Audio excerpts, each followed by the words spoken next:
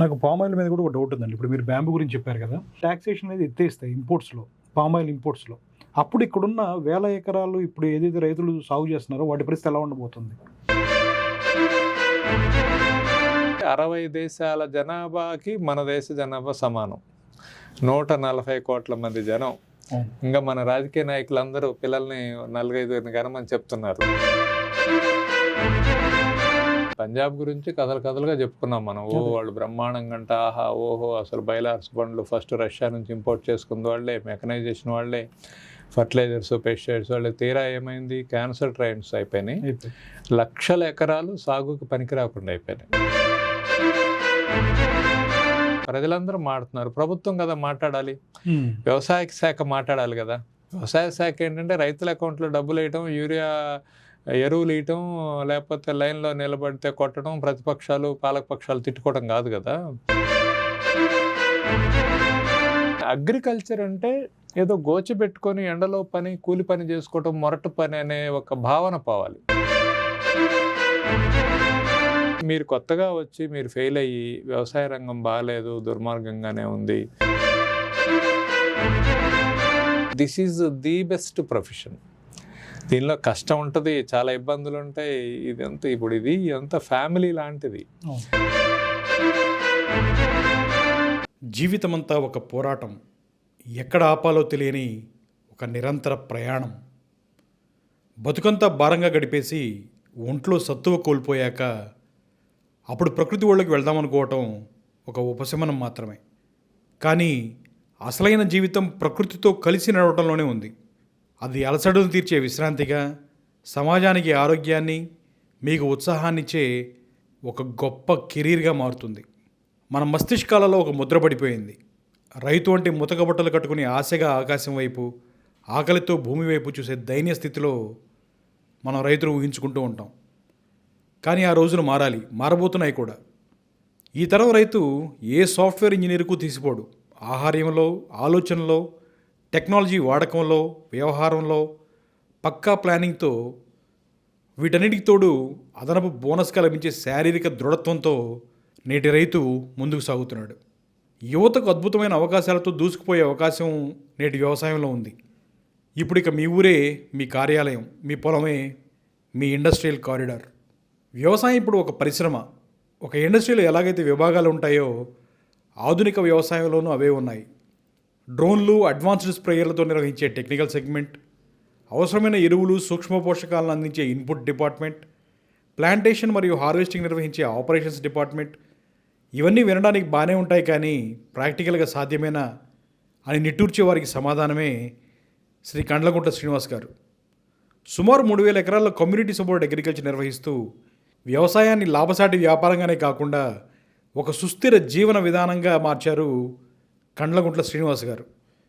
కేవలం తన పొలం గురించే కాకుండా సమాజం మొత్తానికి మేలు చేసేలా 1000 ఎకరాలను సమన్వయం చేస్తూ ఆయన సాధిస్తున్న విజయం అద్భుతం. ఆయన అనుభవాల సారాంశం ఒకటే: టెక్నాలజీని అందిపుచ్చుకోండి, వ్యవస్థీకృత పద్ధతిలో సాగు చేయండి.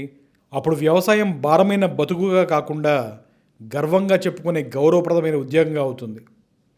ఆలోచించండి, మీ ఊరిని, మీ మట్టిని ఒక అవకాశంగా మార్చుకోండి. రెక్కల కష్టం మాత్రమే కాదు, మెదడుకు పని చెప్పే ఆధునిక వ్యవసాయంలోకి అడుగుపెట్టండి. అక్కడ విజయం మాత్రమే కాదు, ప్రకృతితో మమేకమయ్యే తృప్తి కూడా మీ సొంతం అవుతుంది. కమ్యూనిటీ సపోర్ట్ అగ్రికల్చర్లో భాగంగా ఊరినే వ్యవసాయ పరిశ్రమగా మార్చుకునే అవకాశాలను, సహజ వనరులను ఉపయోగించుకునే విధానాలు, భవిష్యత్ వ్యవసాయంలో మారబోయే పరిణామాల గురించి శ్రీనివాస్ గారిని అడిగి తెలుసుకునే ప్రయత్నం చేద్దాం.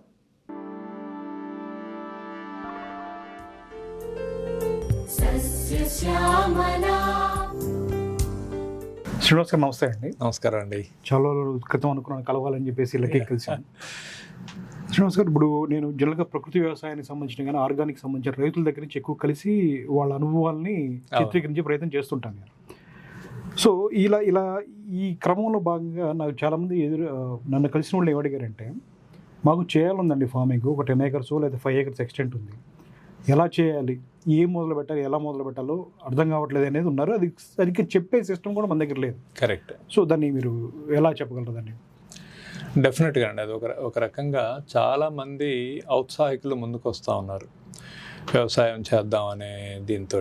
అంటే మీలాంటి ఛానల్స్ రకరకాల కథనాలు, ప్రచురించిన స్టోరీలు, వాళ్ళ జీవన విధానాలు, ఈ ఆహారము, వీటన్నిటి మీద ఆలోచించి వస్తున్నారు. డెఫినెట్గా ఒక మంచి పరిణామం. అయితే మీరు చాలా మంచి question. This is the need of the hour. ఎందుకంటే అభిమన్యుల్లాగా అయిపోతూ ఉన్నారు చాలామంది. అంటే అర్ధజ్ఞానంతో అభిమన్యులు అయిపోతూ ఉన్నారు. సో దాని గురించి కంప్లీట్గా తెలుసుకుంటే డెఫినెట్గా చాలా సాటిస్ఫాక్టరీగా ఉంటుంది, విజయవంతంగా చేయొచ్చు.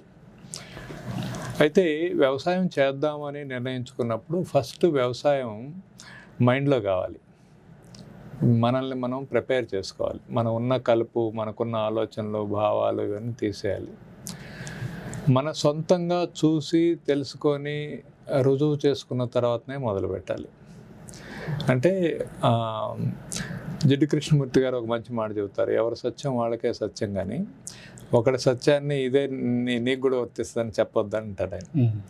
అలాగా ఒక వ్యవసాయం ఏదో యూట్యూబ్లో వీడియో వచ్చిందనుకోండి, అక్కడ ఉన్న పరిస్థితులు, వాతావరణము, నీళ్లు, మొక్కలు, మార్కెట్, ఎన్నో విషయాలు.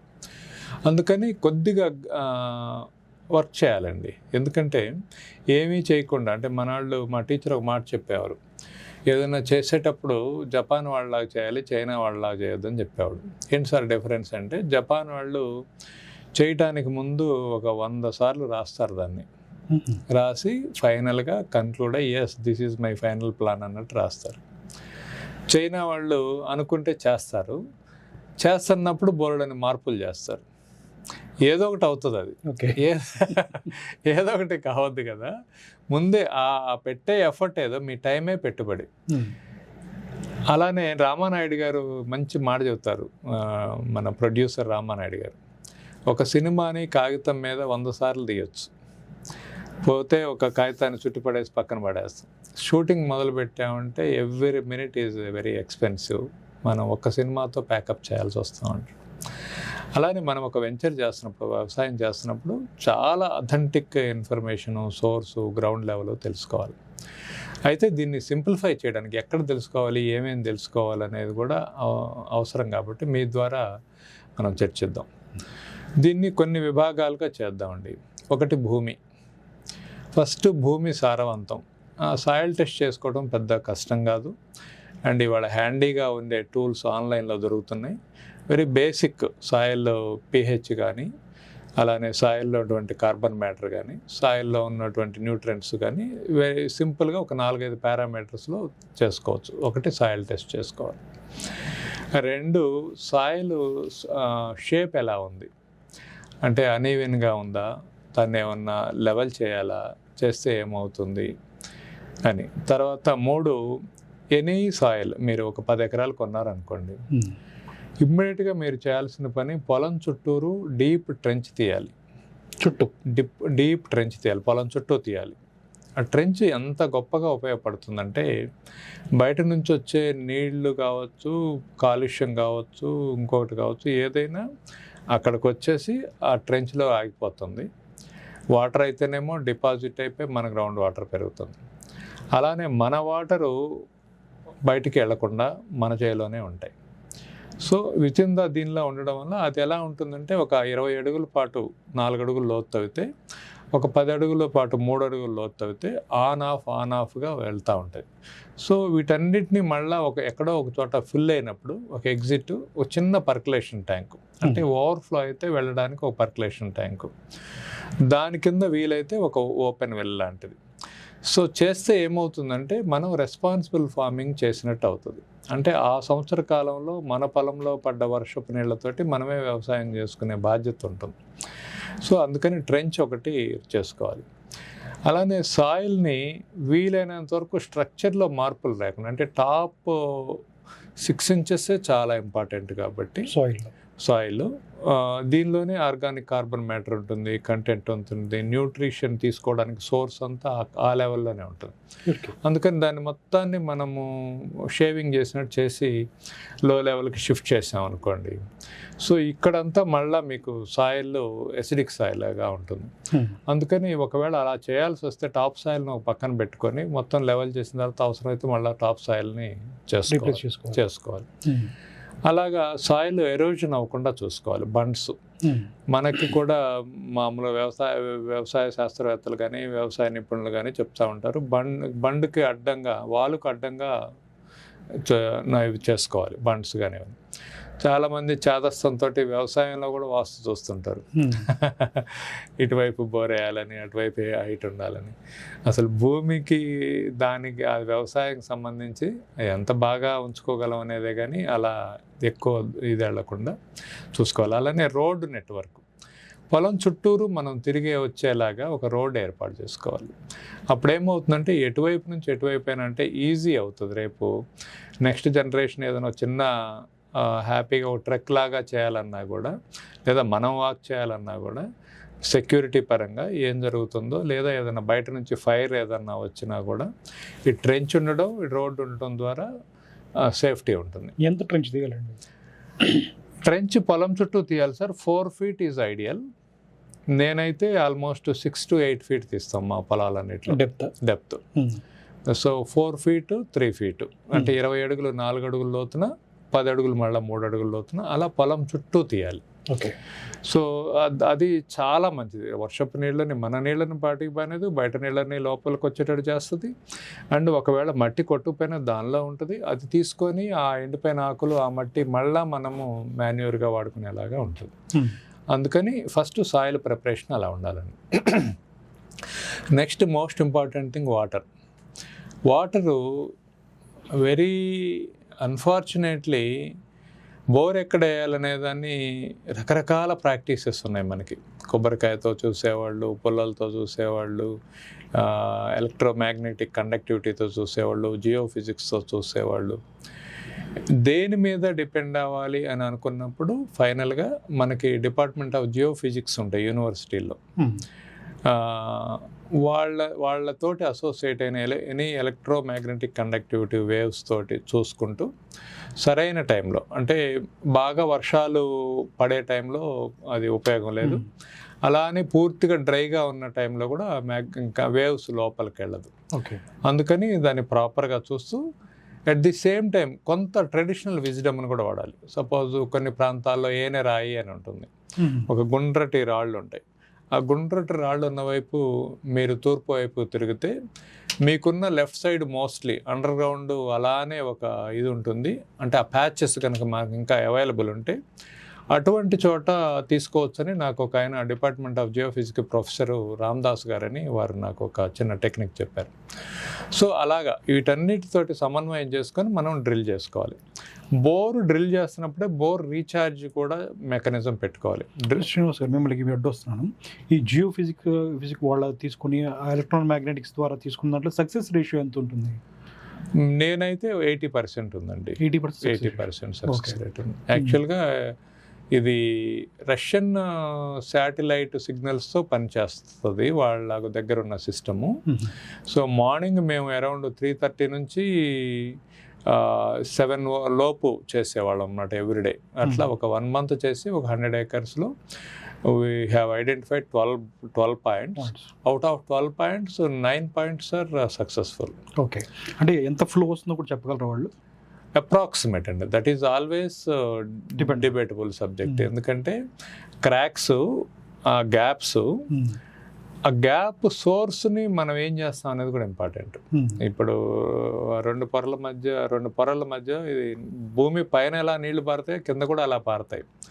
ఆ పారడానికి సోర్స్ ఎలా ఉందనేది ఇంపార్టెంట్. అందుకని మీకు ట్రెంచ్ సిస్టమ్ కానీ, హార్వెస్టింగ్ పిట్స్ కానీ, బోర్వెల్ రీఛార్జ్ కానీ, ఈ 3 టెక్నిక్స్ కూడా ఉంచుకుంటే మీకు దాన్ని 100% ఫుల్ఫిల్ చేస్తాయి అవి. ఓకే.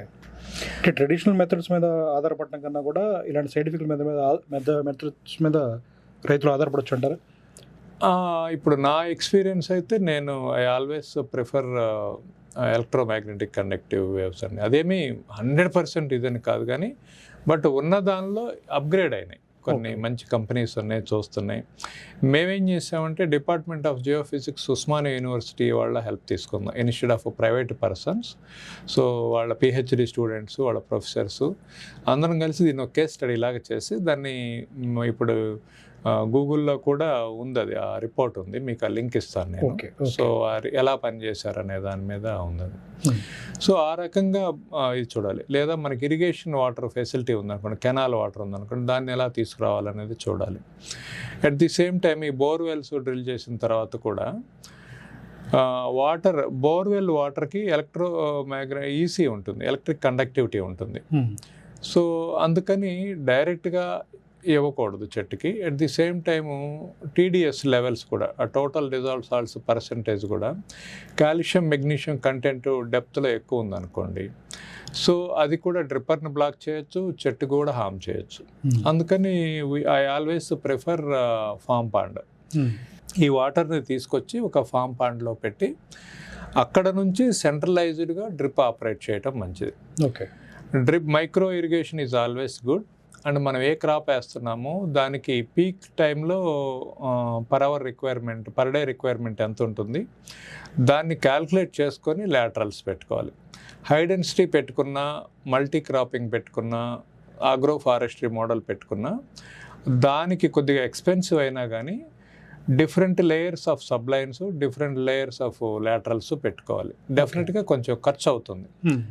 అలానే డ్రిప్ కూడా ఐ ప్రిఫర్ ఆల్వేస్ ఆటోమేషన్ అండి. ఆటోమేషన్ అంటే ఈవెన్ మీరు న్యాచురల్ ఫార్మింగ్ చేయాలన్నా, కన్వెన్షనల్ ఫార్మింగ్ చేయాలన్నా, ఫర్టిగేషన్ ట్యాంక్స్ ఇదంతా ఈజీ అవుతుంది. ఇవాళ పొలమంతా తిరిగి మీరు వేసే బదులు జస్ట్ అక్కడ ఫర్టిగేషన్ ట్యాంక్ తోటి పొలమంతా నీళ్లతో పాటు వెళ్ళిపోతుంది అండ్ ప్రాపర్గా వెళుతుంది. కాబట్టి I always prefer automation, drip ఆటోమేషన్కి వెళ్ళటం బెటర్. ఇవాళ చాలా కంపెనీస్ కూడా ఆటోమేషన్ టెక్నాలజీలోకి వచ్చినాయి. ఈవెన్ న్యాచురల్ ఫార్మింగ్స్లో అయినా కూడా మేమేం చేస్తామంటే గోశాల నుంచి దాని నుంచి వచ్చిన యూరిన్, కౌడంగ్ ఇదంతా ఒక డైజెస్టరు, దానికి బ్యాక్టీరియాతో ఇనాక్యులేషను, సో దాని నుంచి ఫిల్టరేషను, దాని తర్వాత అది ఫర్టిగేషన్ ట్యాంక్ వచ్చి అక్కడ నుంచి డ్రిప్తో వెళ్ళేలాగా అలాంటి ఒక సెటప్ పెట్టాం. సో ఇవంతా కూడా ఏంటంటే మాన్యువల్ ఇంటర్వెన్షన్ని తగ్గిస్తాయి. ఆటోమేషన్ ఉంటుంది. మీరు ఎంత ఒక చోట ఎక్కువ తక్కువ అనేది లేదు, సెన్సర్స్ కూడా వచ్చినాయి ఇవాళ. సో టెక్నాలజీని ఉపయోగించాల్సింది. అందుకని వాటర్ పార్ట్లో ఇవి ఎంత జాగ్రత్త తీసుకుంటే అన్నెసరీగా నీళ్ళు ఇవ్వం, అన్నెసరీగా న్యూట్రిషన్ ఇవ్వం. న్యూట్రిషన్కి నీళ్ళకి సెన్సర్స్ వచ్చినాయి. So I always recommend please use traditional wisdom, modern technology. So అది సాయిల్ అయిపోయింది, వాటర్ అయిపోయింది. అండ్ వాటర్ ఆల్వేస్ సేవ్ చేయాల్సిందేనండి. సో సాయిల్, వాటర్ అయిపోయిన తర్వాత next technology. So equipment, technology, crop planning, farm planning, this is the most important. Farm ఎలా ఉండాలి అనే దానిలో ఆ రోడ్ నెట్వర్క్ కానీ, వెహికల్ మూమెంట్ కానీ, మల్టీ క్రాపింగ్ కానీ, మనం ఎప్పుడైనా వెళ్తే సరదాగా ఏ టైంలోనైనా ఏదైనా ఒకటి ఎంజాయ్ చేయగలిగేటట్టు దీని కానీ, అలానే డ్రోన్స్ కానీ, ట్రాక్టర్లో కూడా మంచి ఇప్పుడు షడ్డర్స్ వచ్చినాయి. వీడిని రిమూవ్ చేయడానికి ఇంతకుముందు దున్నుతూ ఉండేవాడు, ఇప్పుడు స్లాషర్స్, షడ్డర్స్ వచ్చినాయి. సో ఈ స్లాషర్ ఏం చేస్తుంది, వెళ్తూ ఉంటుంది, లాన్ మూవర్ లాగా అయిపోతుంది. సో 1-2 సార్లు చేస్తే అది మల్చిలాగా ఉంటుంది, సాయిల్ ఎరోజన్ కాకుండా ఉంటుంది, అదే ఎరువులాగా అయిపోతుంది. అట్లా రిపీటెడ్గా కొన్నిసార్లు చేసేసరికి రాకుండా ఉంటుంది. సో ఇది ఒక స్కెడ్యూల్ లాగా చేసుకోవాలి. సో టెక్నాలజీని ఖచ్చితంగా వాడాలి. మోస్ట్ అడ్వాన్స్డ్, అప్డేటెడ్ పెట్టుకొని ట్రైన్ అయితే తక్కువ మందితోటి ప్రాపర్గా పని చేసుకోవచ్చు. అండ్ టూల్స్ కావచ్చు, హార్వెస్టింగ్ కావచ్చు, ట్రాప్స్ కావచ్చు, దీనిలో ఏమేమి ఏ స్టేజ్లో అవసరం అయితే అవన్నీ ప్రాపర్ స్టోర్ ఉండాలి మనకి. సో ఆ స్టోర్ పెట్టుకొని ఇవన్నీ పెట్టుకోవాలి. That is crop plan and technology. So 4th one వచ్చేసి ఇప్పుడు మీకు పంటల్ని ప్లాన్ చేసుకోవాలి. అంటే ఏ పంటలు వేద్దాం అనుకుంటున్నారు, ఏ పంటలు వేస్తే దాన్ని ఎలా అమ్ముతారు, ఎంత ఈల్డ్ వస్తుంది, దానిలో వచ్చే ఇబ్బందులు ఏంటి, ఆ ఇబ్బందులు మీరు ఎలా అధిగమించగలరు. సరే వేశారు, ఇంకా పంట పండింది, ఆ పంటను ఏం చేద్దాం అనుకుంటున్నారు, సో ఈ పంట ఎందుకు వేద్దాం అనుకుంటున్నారు, ప్లాంట్ మెటీరియల్ ఎక్కడ తీసుకొస్తున్నారు మీరు చూసారా, ఆ ప్లాంట్ మెటీరియల్ ఎవరికన్నా ఇస్తే దాని డిఫరెన్స్ చూసారా. సో ఇది కొద్దిగా రీసెర్చ్ చేయాలండి. అంటే ఏదో ఒక జోక్ ఉంటుందన్నమాట, వాడు చాలా మంచోడు రా అంటాడు ఆయన ఎలా తెలుసు నీకు అంటే ఎవరు చెప్పారంటే ఎవరో చెప్తే ఎందుకు నమ్ముతాను, వాడే చెప్పాడు అంటాడు. అట్లా మీకు వస్తువులు అమ్మేవాళ్ళు, మొక్కలు అమ్మేవాళ్ళు, ఇంకోటి అమ్మేవాళ్ళు ఏదో చెప్పచ్చు, మేబీ నిజమే కూడా చెప్తారు. బట్ మీ బాధ్యత మీరు వెరిఫై చేసుకొని థరోగా చేసుకోవాలి. Next the most important thing man power and man power most important thing.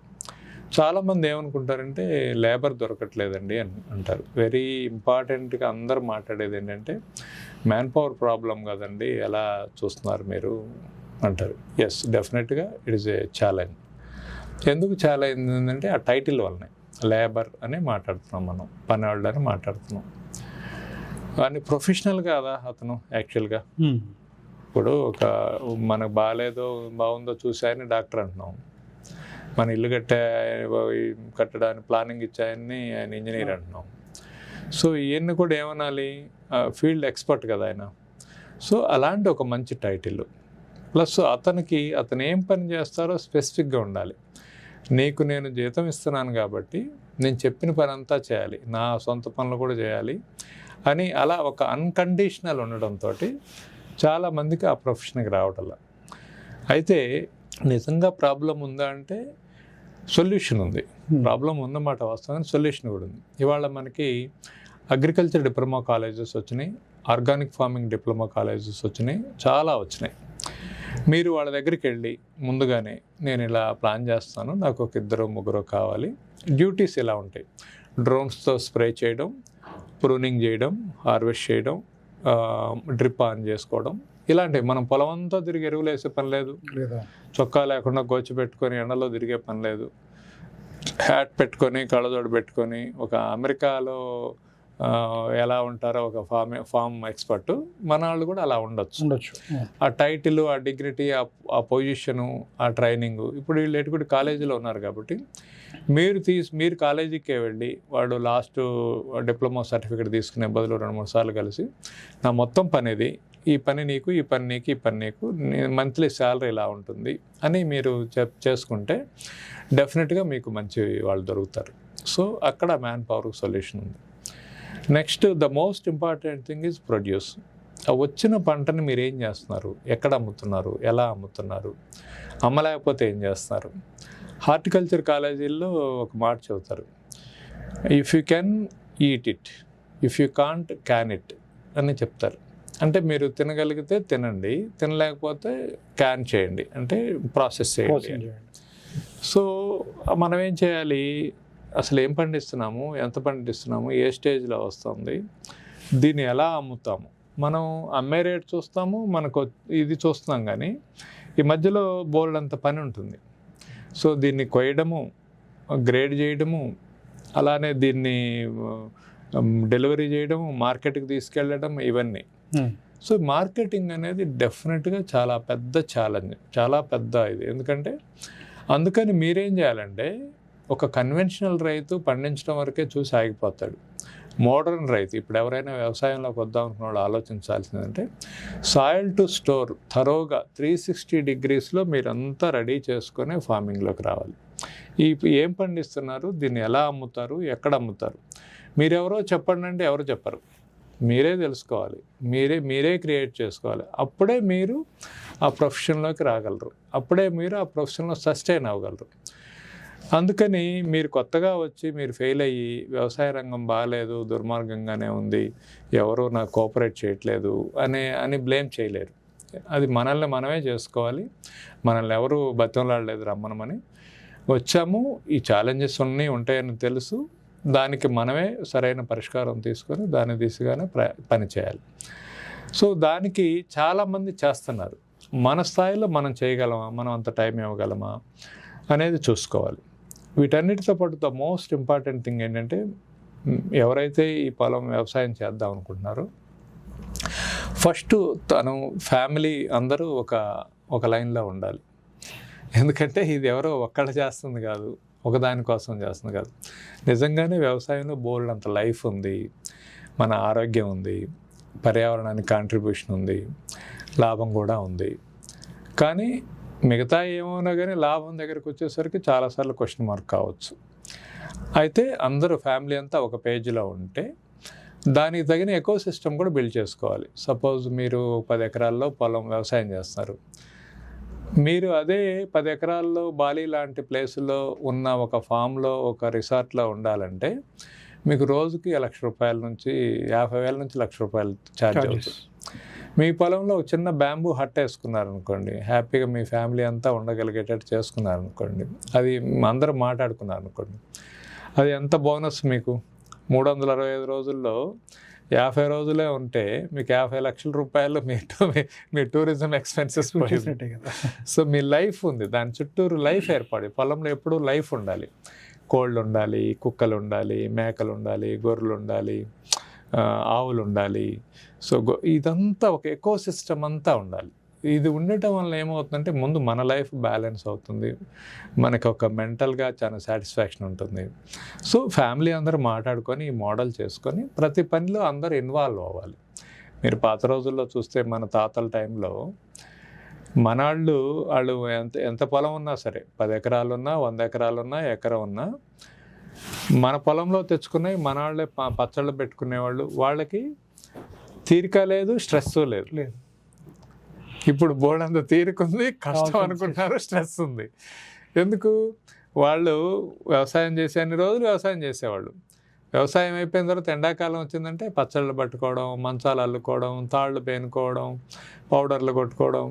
So వీటన్నిటిని సరి చేసుకోవడంతో అందరూ కలిసి సరదాగా చేసుకునేవాళ్ళు. కాబట్టి వాళ్ళకి అలుపు లేకుండా నిరంతరం పనిచేసి ఆరోగ్యంగా ఉండి, డి విటమిన్ డెఫిషియన్సీ లేకుండా, కాల్షియం డెఫిషియన్సీ లేకుండా, ఫిజికల్ యాక్టివిటీ ఇబ్బంది లేకుండా, షుగర్ లేకుండా, బీపీ లేకుండా, సైకాలజిస్టులతో పని లేకుండా, సూసైడ్ లేకుండా బతికారు.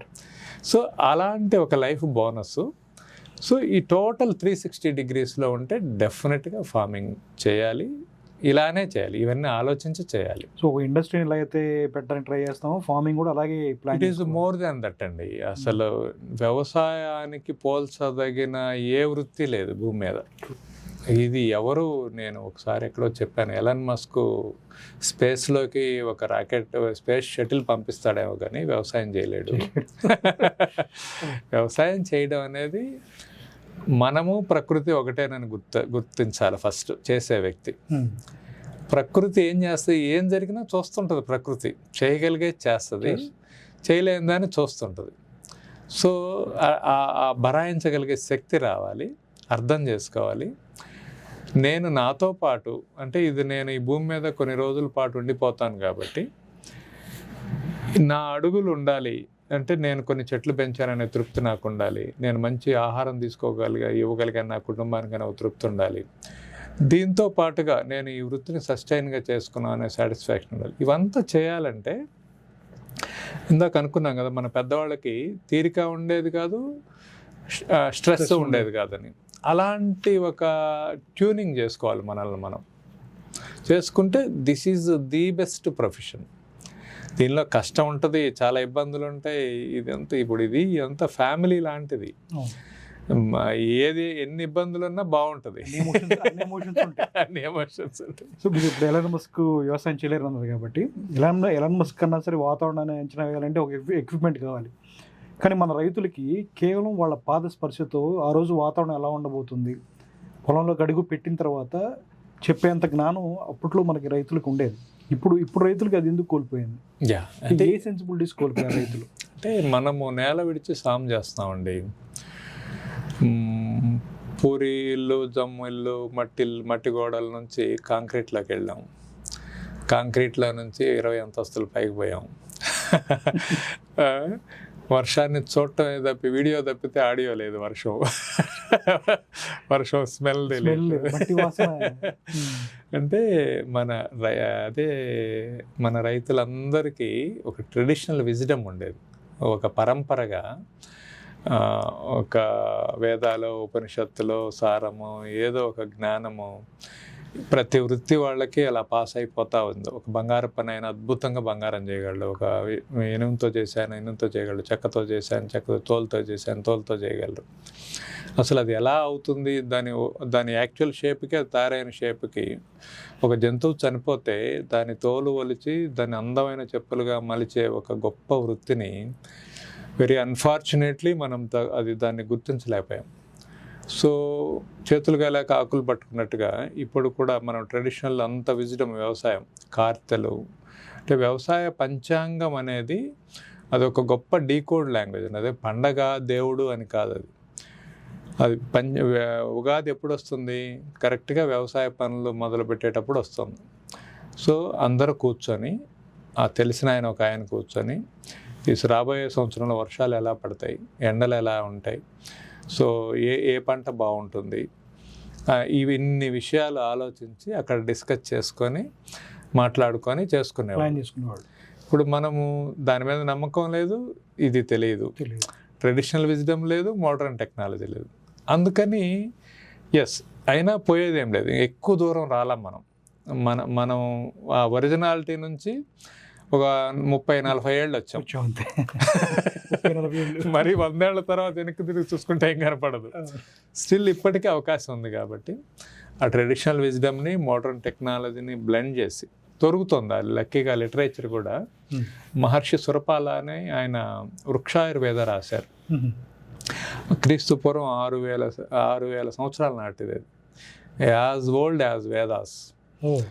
సో తర్వాత కృషి పరాశర అని పరాశరుడు ఆయన కృషి వ్యవసాయం గురించి రాశారు. అయితే డాక్టర్ నేని గారని ఆయన ఇక్రిసాట్ సీనియర్ సైంటిస్ట్గా ఉండేవారు. వారు ఈ ఇంట్రెస్ట్ తోటి ఆల్ ట్రెడిషనల్ ఇండియన్ అన్ని రాష్ట్రాల్లో అన్ని చోట్ల ఉన్నటువంటి ట్రెడిషనల్ విజ్డమ్ అంతటినీ రకరకాల భాషల్లో లభ్యమైన వాటన్నిటినీ ఇంగ్లీష్లో ట్రాన్స్లేట్ చేశారు ఆయన. ఏషియన్ అగ్రి హిస్టరీ ఫౌండేషన్ అని, వారు లేరు, వారి మిసెస్ ఉన్నారు. వాళ్ళ ఆఫీస్ ఖాళీ చేస్తున్నప్పుడు చాలా వరకు ఆ లిటరేచరు నాకు ఇచ్చి వెళ్ళారు. ఇప్పుడు లక్కీగా చాలామంది కూడా దాన్ని చేస్తున్నారు. సో అలాంటివి తీసుకొని, అంటే ఇది అదే రైట్ అని కాదు, అగైన్ మళ్ళీ మోడర్న్గా ఏం జరుగుతుంది, ప్రపంచంలో ఏం జరుగుతుంది, ఇవంతా గమనించాలి. వ్యవసాయం చేద్దాం అనుకునే వాళ్ళు ఇంకొకటి గుర్తించాల్సిన విషయం ఏంటంటే, మన గురించి, మన చుట్టూ జరుగుతున్న సమాజం గురించి, మన చుట్టూ ఉన్న ఆహారపు అలవాట్లు, మన చుట్టూ ఉన్న వ్యవసాయం, మన మార్కెట్కి వెళ్తే ఏముందో చూసి వ్యవసాయం చేస్తే పప్పులో కాలేసినట్టే. వ్యవసాయానికి వచ్చిన గొప్ప థ్రెట్ ఏంటని ఎవరో నన్ను అడిగారు. అన్నిటికన్నా గొప్ప థ్రెట్ ఏంటంటే, చాలామంది ఏదో చెప్తారు, లేబర్ ప్రాబ్లం అని, లేకపోతే ప్రభుత్వాలు సహకరించట్లేదని, లేకపోతే నకిలీ ఎరువులు విత్తనాలని, పురుగు మందులని ఏదో చెప్తారు. మేబీ అవన్నీ కూడా ఉండొచ్చు. కానీ the most dangerous bell for agriculture is మారుతున్న ఆహారపు అలవాట్లు. ఇప్పుడు మీ పిల్లలు, మీకు ఎంతమంది అండి పిల్లలు? ఇద్దరు. ఏమేం కూరలు తింటారు వాళ్ళు? బీరకాయ తింటారా? తింటారు. బెండకాయ అంటే నేను కొంచెం నేచర్ తిరుగుతున్నాను కాబట్టి మీ పిల్లలు కాబట్టి తింటారు. మామూలుగా పిల్లలు సొరకాయ, పొట్లకాయ, బీరకాయ, బెండకాయ, వంకాయ, దొండకాయ ఇవేమి తినడం మానేశారు. సో వాళ్ళకి ద మోస్ట్ ఫేవరెట్ ఇది వచ్చేసి బంగాళదుంప. సో అలానే మాంసము, బిర్యానీ ఇది అయిపోయింది. అందుకని ప్రభుత్వాలకి నా రిక్వెస్ట్ ఏంటంటే, తల్లిదండ్రులకి ప్రభుత్వాలకి నా రిక్వెస్ట్ ఏంటంటే, అసలు ఎన్ని ఆకుకూరలు ఉన్నాయి, ఎన్ని కూరగాయలు ఉన్నాయి, అవి తినాల్సిన ఆవశ్యకత ఏంటి, తింటే ఆరోగ్యానికి జరిగే మేలేంటి చెప్తే, ఆ అలవాటు లైవ్గా ఉంటే, మన అలవాట్లు మనం మార్చుకోకూడదు కదా. ఇప్పుడు మన బీరకాయ కూర, బెండకాయ పచ్చడి మనం ట్రంప్కి పెట్టలేం కదా. మన దేశంలో 140 కోట్ల మంది ఉన్నారు, పెద్ద మార్కెట్. మనం మర్చిపోకుండా ఉంటే మన పొలాలు కూడా సజీవంగా ఉంటాయి. లేకపోతే మన జనరేషన్ తర్వాత జనరేషన్ ఆహారపు అలవాట్లు మారిపోయాను, మళ్ళీ మోనోక్రాప్కి వస్తాం. So crop diversity, value addition, consumption ఇదంతా ఇది. అందుకని నిరంతరం ప్రభుత్వాలు మనలాంటి వాళ్ళం కూడా ఆహారపు అలవాట్ల మీద, అన్నీ తినాల్సిన ఆవశ్యకత మీద, తింటే జరిగే ఉపయోగాల మీద కూడా మనం ఒక అవేర్నెస్ కల్పించాలి. శ్రీనివాస్, ఇప్పటి నుంచి ఒక రానున్న 20-25 సంవత్సరాలు మనం టైం ఇది పెట్టుకుంటే ఏ వ్యవసాయాలు, ఏ పంటలు వాణిజ్యపరంగా మంచిగా ఉండే అవకాశాలు ఉన్నాయి? చాలా మంచి ప్రశ్న అండి. ఒకటి ఆయిల్స్ అండి. అంటే మీరు సహజంగా బతకడానికైనా, అసహజంగా బతకడానికైనా తిండి లోపలికి వెళ్ళాలంటే ఆయిల్ కావాలి. సో ఆయిల్స్లో 3 ఆయిల్స్ మిగులుతాయండి. మన మిగతా ఆయిల్స్ అన్నీ పోతాయి. అంటే అసలు దాదాపు అంతరించిపోతాయి. ఎందుకంటే అవి annual crops, every year effort పెట్టాలి, ఎవ్రీ ఇయర్ తీయాలి, అండ్ మైక్రో లెవెల్లో అవుతుంది. ఇంకొక 10-15 సంవత్సరాల తర్వాత నువ్వులు కానీ, ఆవాలు కానీ, వేరుశనగలు కానీ ఇలాంటి యాన్యువల్ క్రాప్స్ చాలా తగ్గిపోతాయి. అండ్ ఆయిల్స్ డిమాండ్ విపరీతంగా పెరుగుతుంది. అంటే మనుషులు చాలామంది వెరీ అన్ఫార్చునేట్లీ ఫుడ్ తినడం మానేసి ప్రోడక్ట్ తింటున్నారు. ప్రొడ్యూస్ తింటల్లా, ప్రోడక్ట్ తింటున్నారు. సో ఆ ప్రోడక్ట్కి కావాల్సిన వాటిలో ఫుడ్కైనా ప్రోడక్ట్కైనా oil is a must. So ఆయిల్లో ఇట్లా యాన్యువల్ క్రాప్స్ ఒక సంవత్సరం పండింది, పండలేదు అని కాకుండా ఒక సంవత్సరం పంటేస్తే కంటిన్యూస్గా వచ్చే పంటలు ఏవి అనే దాని మీద ఆలోచిస్తున్నారు. దానికి 3 ఆయిల్స్ మిగులుతాయండి. ఒకటి యూరోపియన్ సెగ్మెంట్ అంతా ఆలివ్ ఆయిల్. ఓకే. అండ్ మనకున్న కొన్ని ఏషియన్ కంట్రీస్ పామ్ ఆయిల్. మనం కూడా పార్ట్ ఆఫ్ ఏషియన్ కాబట్టి మనకు కూడా palm oil and coconut oil. So నాకేమనిపిస్తుంది అంటే, నా అబ్జర్వేషన్ ప్రకారం భవిష్యత్ అంతా కోకోనట్ అండి. కోకోనట్ బ్రహ్మాండమైన, అంటే దాన్ని కల్పతరు అంటారు, బ్రహ్మాండమైనటువంటి ఇది రాబోతుంది డెఫినెట్గా. నిజంగా దానికి ఒక బోర్డు ఉండి కూడా సరిగా చూడలేకపోయాం, దాన్ని అర్థం చేసుకోలేకపోయాం, దాని పొటెన్షియల్. ఇప్పుడు the best healthy oil coconut oil. And coconut products consumption బాగా పెరిగింది. అంటే ఈవెన్ బోండంలో కూడా దానికి ఉన్న లేత కొబ్బరిని, నీళ్ళని కలిపి ప్రాసెస్ చేసి దాన్ని డ్రింక్గా, ఇప్పుడు ఈ కోకో కోలాలు, పెప్సీలు తాగే బదులు దాన్ని తీసుకోవడం ఒకటి బాగా పెరుగుతుంది. పెరుగుతుందంటారు ఆల్రెడీ మార్కెట్ చాలా పెరుగుతుంది. ఇప్పుడు అసలు విపరీత, రైతు దగ్గరే 35 రూపాయలు ఇచ్చినట్టు వస్తుందండి. ఓకే. ప్లస్ మీకు దానిలో వేస్ట్ అయ్యేది ఏం లేదు. నాకు సుందరరామన్ గారని ఇప్పుడు ఆధునిక కాలంలో బతుకున్న ఒక వ్యవసాయ ఋషి, వారు తెలుసు నాకు. సత్యమంగళం అని తమిళనాడులో ఉంటారు, వాడు కోయంబత్తూరు దగ్గరలో. నాకు తెలిసిన ద బెస్ట్ నేచురల్ ఫార్మింగ్ని కంపైల్ చేసిన వాళ్ళల్లో ఆయన టాప్ 5లో ఉన్నారు. ఆయన కోకోనట్ ఉంది. మట్టి ఇలా పట్టుకుంటే అసలు మట్టి వాసన తెలుస్తుంది. సో ఒక డైజెస్టర్ పెట్టుకున్నారు. డైలీ బ్యాక్టీరియా, భూమిలో ఉన్నటువంటి బ్యాక్టీరియాని బాగా లైవ్గా ఉంచుతారు. అంటే ఒక స్పూను, 1 గ్రాము మట్టిలో ఒక 3 కోట్ల బ్యాక్టీరియా ఉంటే అది లివింగ్ సాయిల్ అని, జీవం ఉన్న సాయిల్ అని అర్థం. అప్పుడే దాన్ని కార్బన్ మ్యాటర్ని డీకంపోజ్ చేయడం, దాన్ని ఎన్హాన్స్ చేయడం, దాని ద్వారా దీని యాక్టివిటీ చేసుకుంటూ రూట్ ద్వారా సాయిల్లో ఫిక్స్ అయినటువంటి న్యూట్రియంట్స్ని దాన్ని డైల్యూట్ చేసి మొక్క తీసుకునే ఫామ్లోకి అవి మార్చగలవు. అదే కెమికల్ ఫార్మింగ్లో ఏమవుతుంది, ఇదంతా ఉండగట్టు ఓన్లీ స్ట్రైట్ న్యూట్రియంట్సే ఉంటాయి. అందుకని మైక్రో న్యూట్రియంట్స్ ఉండవు ఫుడ్లో. అందుకని ఫ్యూచర్లో జనం గుర్తించింది ఏంటంటే, ఇన్ని రకాల ట్యాబ్లెట్స్, మల్టీవిటమిన్స్ వేసుకునే బదులు సూక్ష్మ స్థూల పోషకాలున్న ఆహారం తీసుకోవాలని చాలామంది కాన్షియస్గా ఉండే వాళ్ళకి అర్థమైపోయింది. అది కేవలం న్యాచురల్ ఫార్మింగ్లోనే వస్తుంది. వారు అలా చేస్తారు. చేసి ఎంత సింపుల్గా చేస్తారంటే, కోకోనట్ ట్రీస్ ఉంటాయి వాళ్ళ గార్డెన్లో. ఆ కోకోనట్ దానంతట అది ఎండిపోయి కింద రాలిపోయినప్పుడే కలెక్ట్ చేస్తారు. సో పైకెక్కి మనుషులు కోసి ఆ హడావిడి లేదు. దానంతరం అది కింద రాలిపోయినప్పుడు రోజు ఒక మనిషి తిరిగి కలెక్ట్ చేస్తారు. చేసి వాటిని కొన్ని స్టోర్ చేస్తారు. స్టోర్ చేసి ఒక ఫైన్ డే ఒక ఆయన వచ్చి కట్ చేసి ఇట్లా ఓపెన్ చేస్తారు. ఎండకి దానంతట అదే ఓపెన్ అయిపోయి కొబ్బరి బయటకు వస్తుంది. మిగిలిందంతా కూడా అది ఒక ఫైర్వుడ్గా పంపిస్తారు, కొన్ని ఏమో బ్రికెట్స్ చేస్తున్నారు.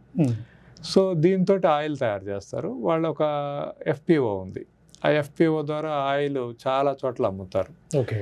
ఆ ఆయిల్ క్వాలిటీ కూడా చాలా బాగుంటుంది, మీకు స్మెల్ వస్తేనే తాగబుద్ధి అవుతుంది, అంత బాగుంటుంది.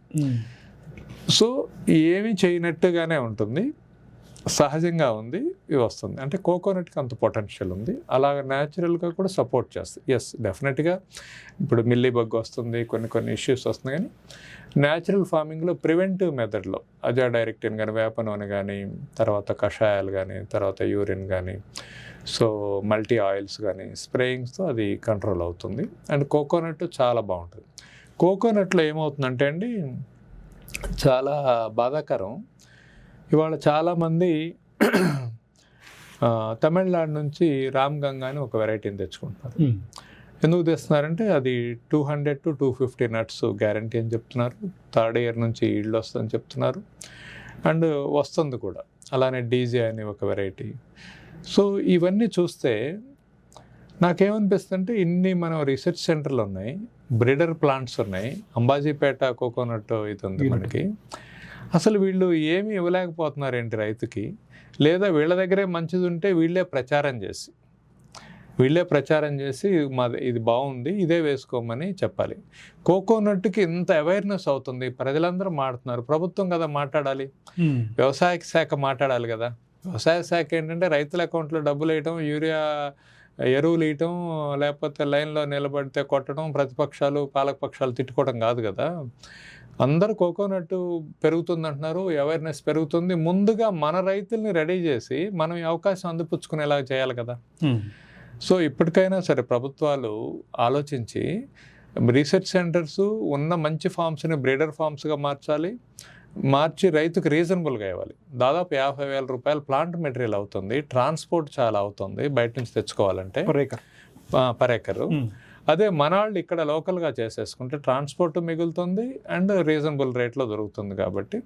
సో అలాంటివి ఎంకరేజ్ చేయడం ద్వారా ఫార్మింగ్ కమ్యూనిటీ ఈవెన్ గట్ల మీద నాటుకున్నా కూడా మంచిది కదా. సో అందుకని అవి ఎంత వీలైతే అంత వాటిని ప్రమోట్ చేయాలి. ఫ్యూచర్లో ఈ 3 ఆయిల్స్ ఉంటాయి. పామ్ ఆయిల్ ఇటు కూడా గవర్నమెంట్ సపోర్ట్ చేస్తుంది. వెరీ విచిత్రంగా పామ్ ఆయిల్ వేయడానికి 50,000 రూపాయలు సపోర్ట్ చేస్తుంది సెంట్రల్ గవర్నమెంట్. సో అదే కోకోనట్ వేయడానికి కూడా చేస్తే బ్రహ్మాండంగా ఉంటుంది. దయచేసి మీ ద్వారా ప్రభుత్వాలకి ఇది రీచ్ అవ్వాలని కోరుకుంటున్నాను. పామాయిల్కి ఎలా అయితే 50,000 రూపాయలు సపోర్ట్ చేస్తున్నారు, కోకోనట్ కూడా చేసి మంచి ప్లాంట్ మెటీరియల్ ఇప్పించి మంచి ప్రాక్టీసెస్ ఇప్పివ్వండి. లేదు అట్లీస్ట్ క్వాలిటీ ఇది 50,000 కాకపోతే 25,000 ఇప్పించండి, లేదా ప్లాంట్ మెటీరియల్ ఇప్పించండి. దాని ద్వారా ఫార్మింగ్ కమ్యూనిటీ బాగుంటుంది. ఫ్యూచర్ ఈ 3 ఆయిల్స్ చాలా బాగుంటుందండి. ఫ్యూచర్లో రానున్న 20 సంవత్సరాలు కూడా కొబ్బరికి కానీ పామాయిల్కి కానీ మంచి 20 కాదండి, ఇక మీరు మానవ జాతి ఉన్నంత కాలం కొబ్బరి అనేది ఏంటంటే ఇట్ ఈజ్ ఎ నెసెసిటీ. అంటే ప్రతి మనిషి రోజువారీ తీసుకోవాల్సిన ఆయిల్ అది.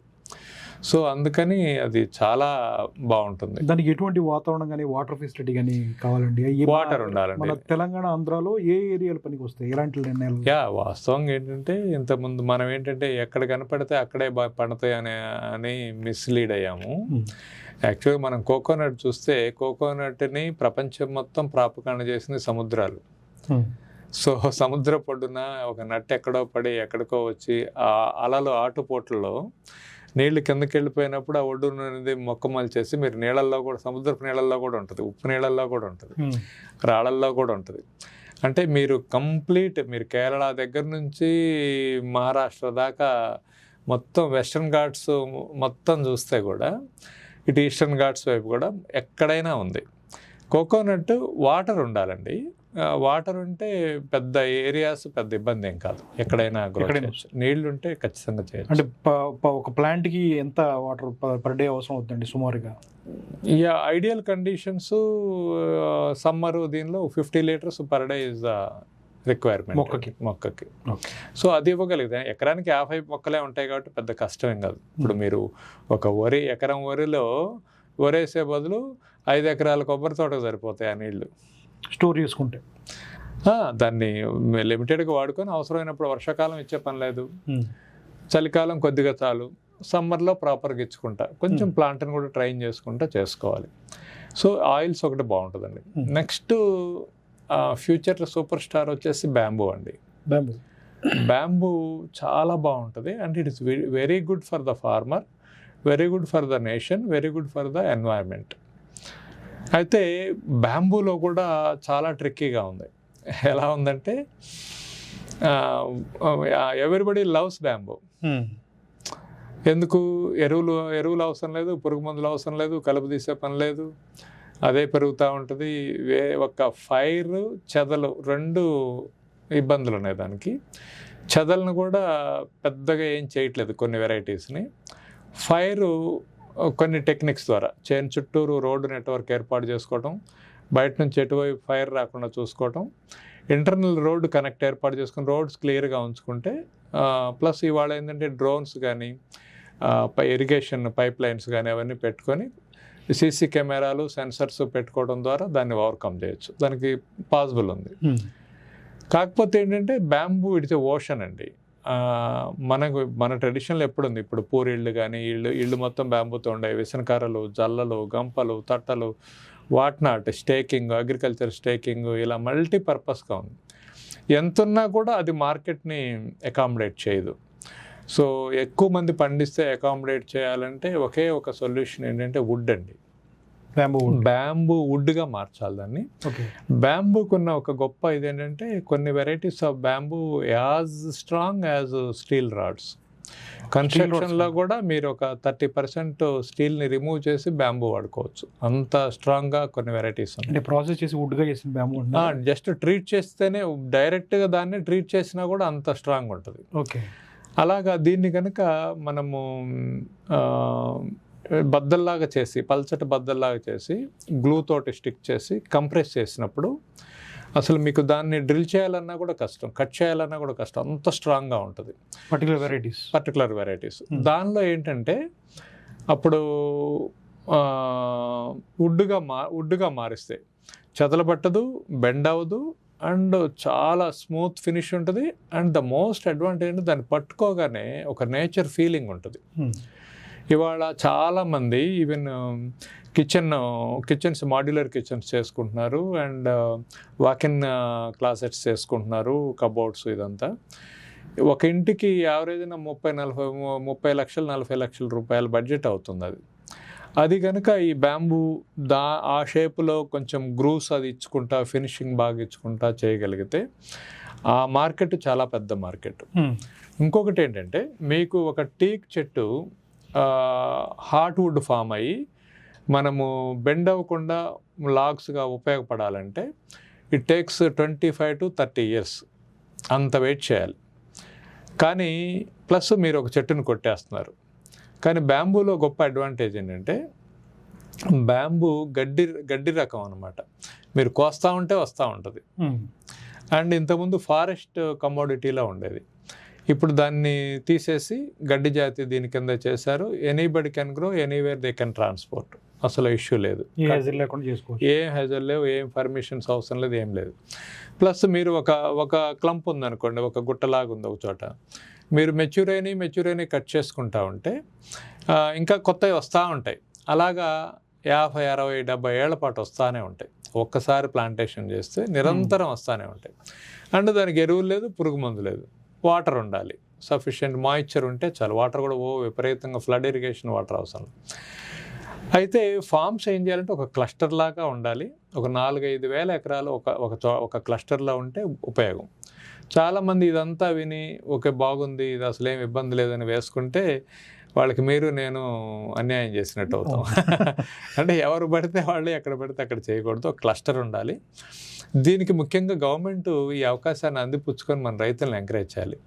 దీనిలో ఏమవుతుందంటే అంటే ఎంత గొప్ప ఇది ఉందంటే, మీరు నాలుక బద్దల దగ్గర నుంచి, బ్రష్ల దగ్గర నుంచి, దువ్వెనల దగ్గర నుంచి, స్టేకింగ్ దగ్గర నుంచి, and interior decoration, fall ceiling items, paintings, houses, bamboo houses, resorts, మీరు flooring material, wooden flooring, board అంత ఉంది. ఇదంతా చేయడంలో అన్నిటికన్నా మనకు వాల్యుయేషన్ వచ్చేది వుడ్గా మార్చి దాన్ని డోర్సు, ఫ్రేమ్స్, అండ్ కబోర్డ్స్ ఇలాగా చేసినప్పుడే అవుతుంది.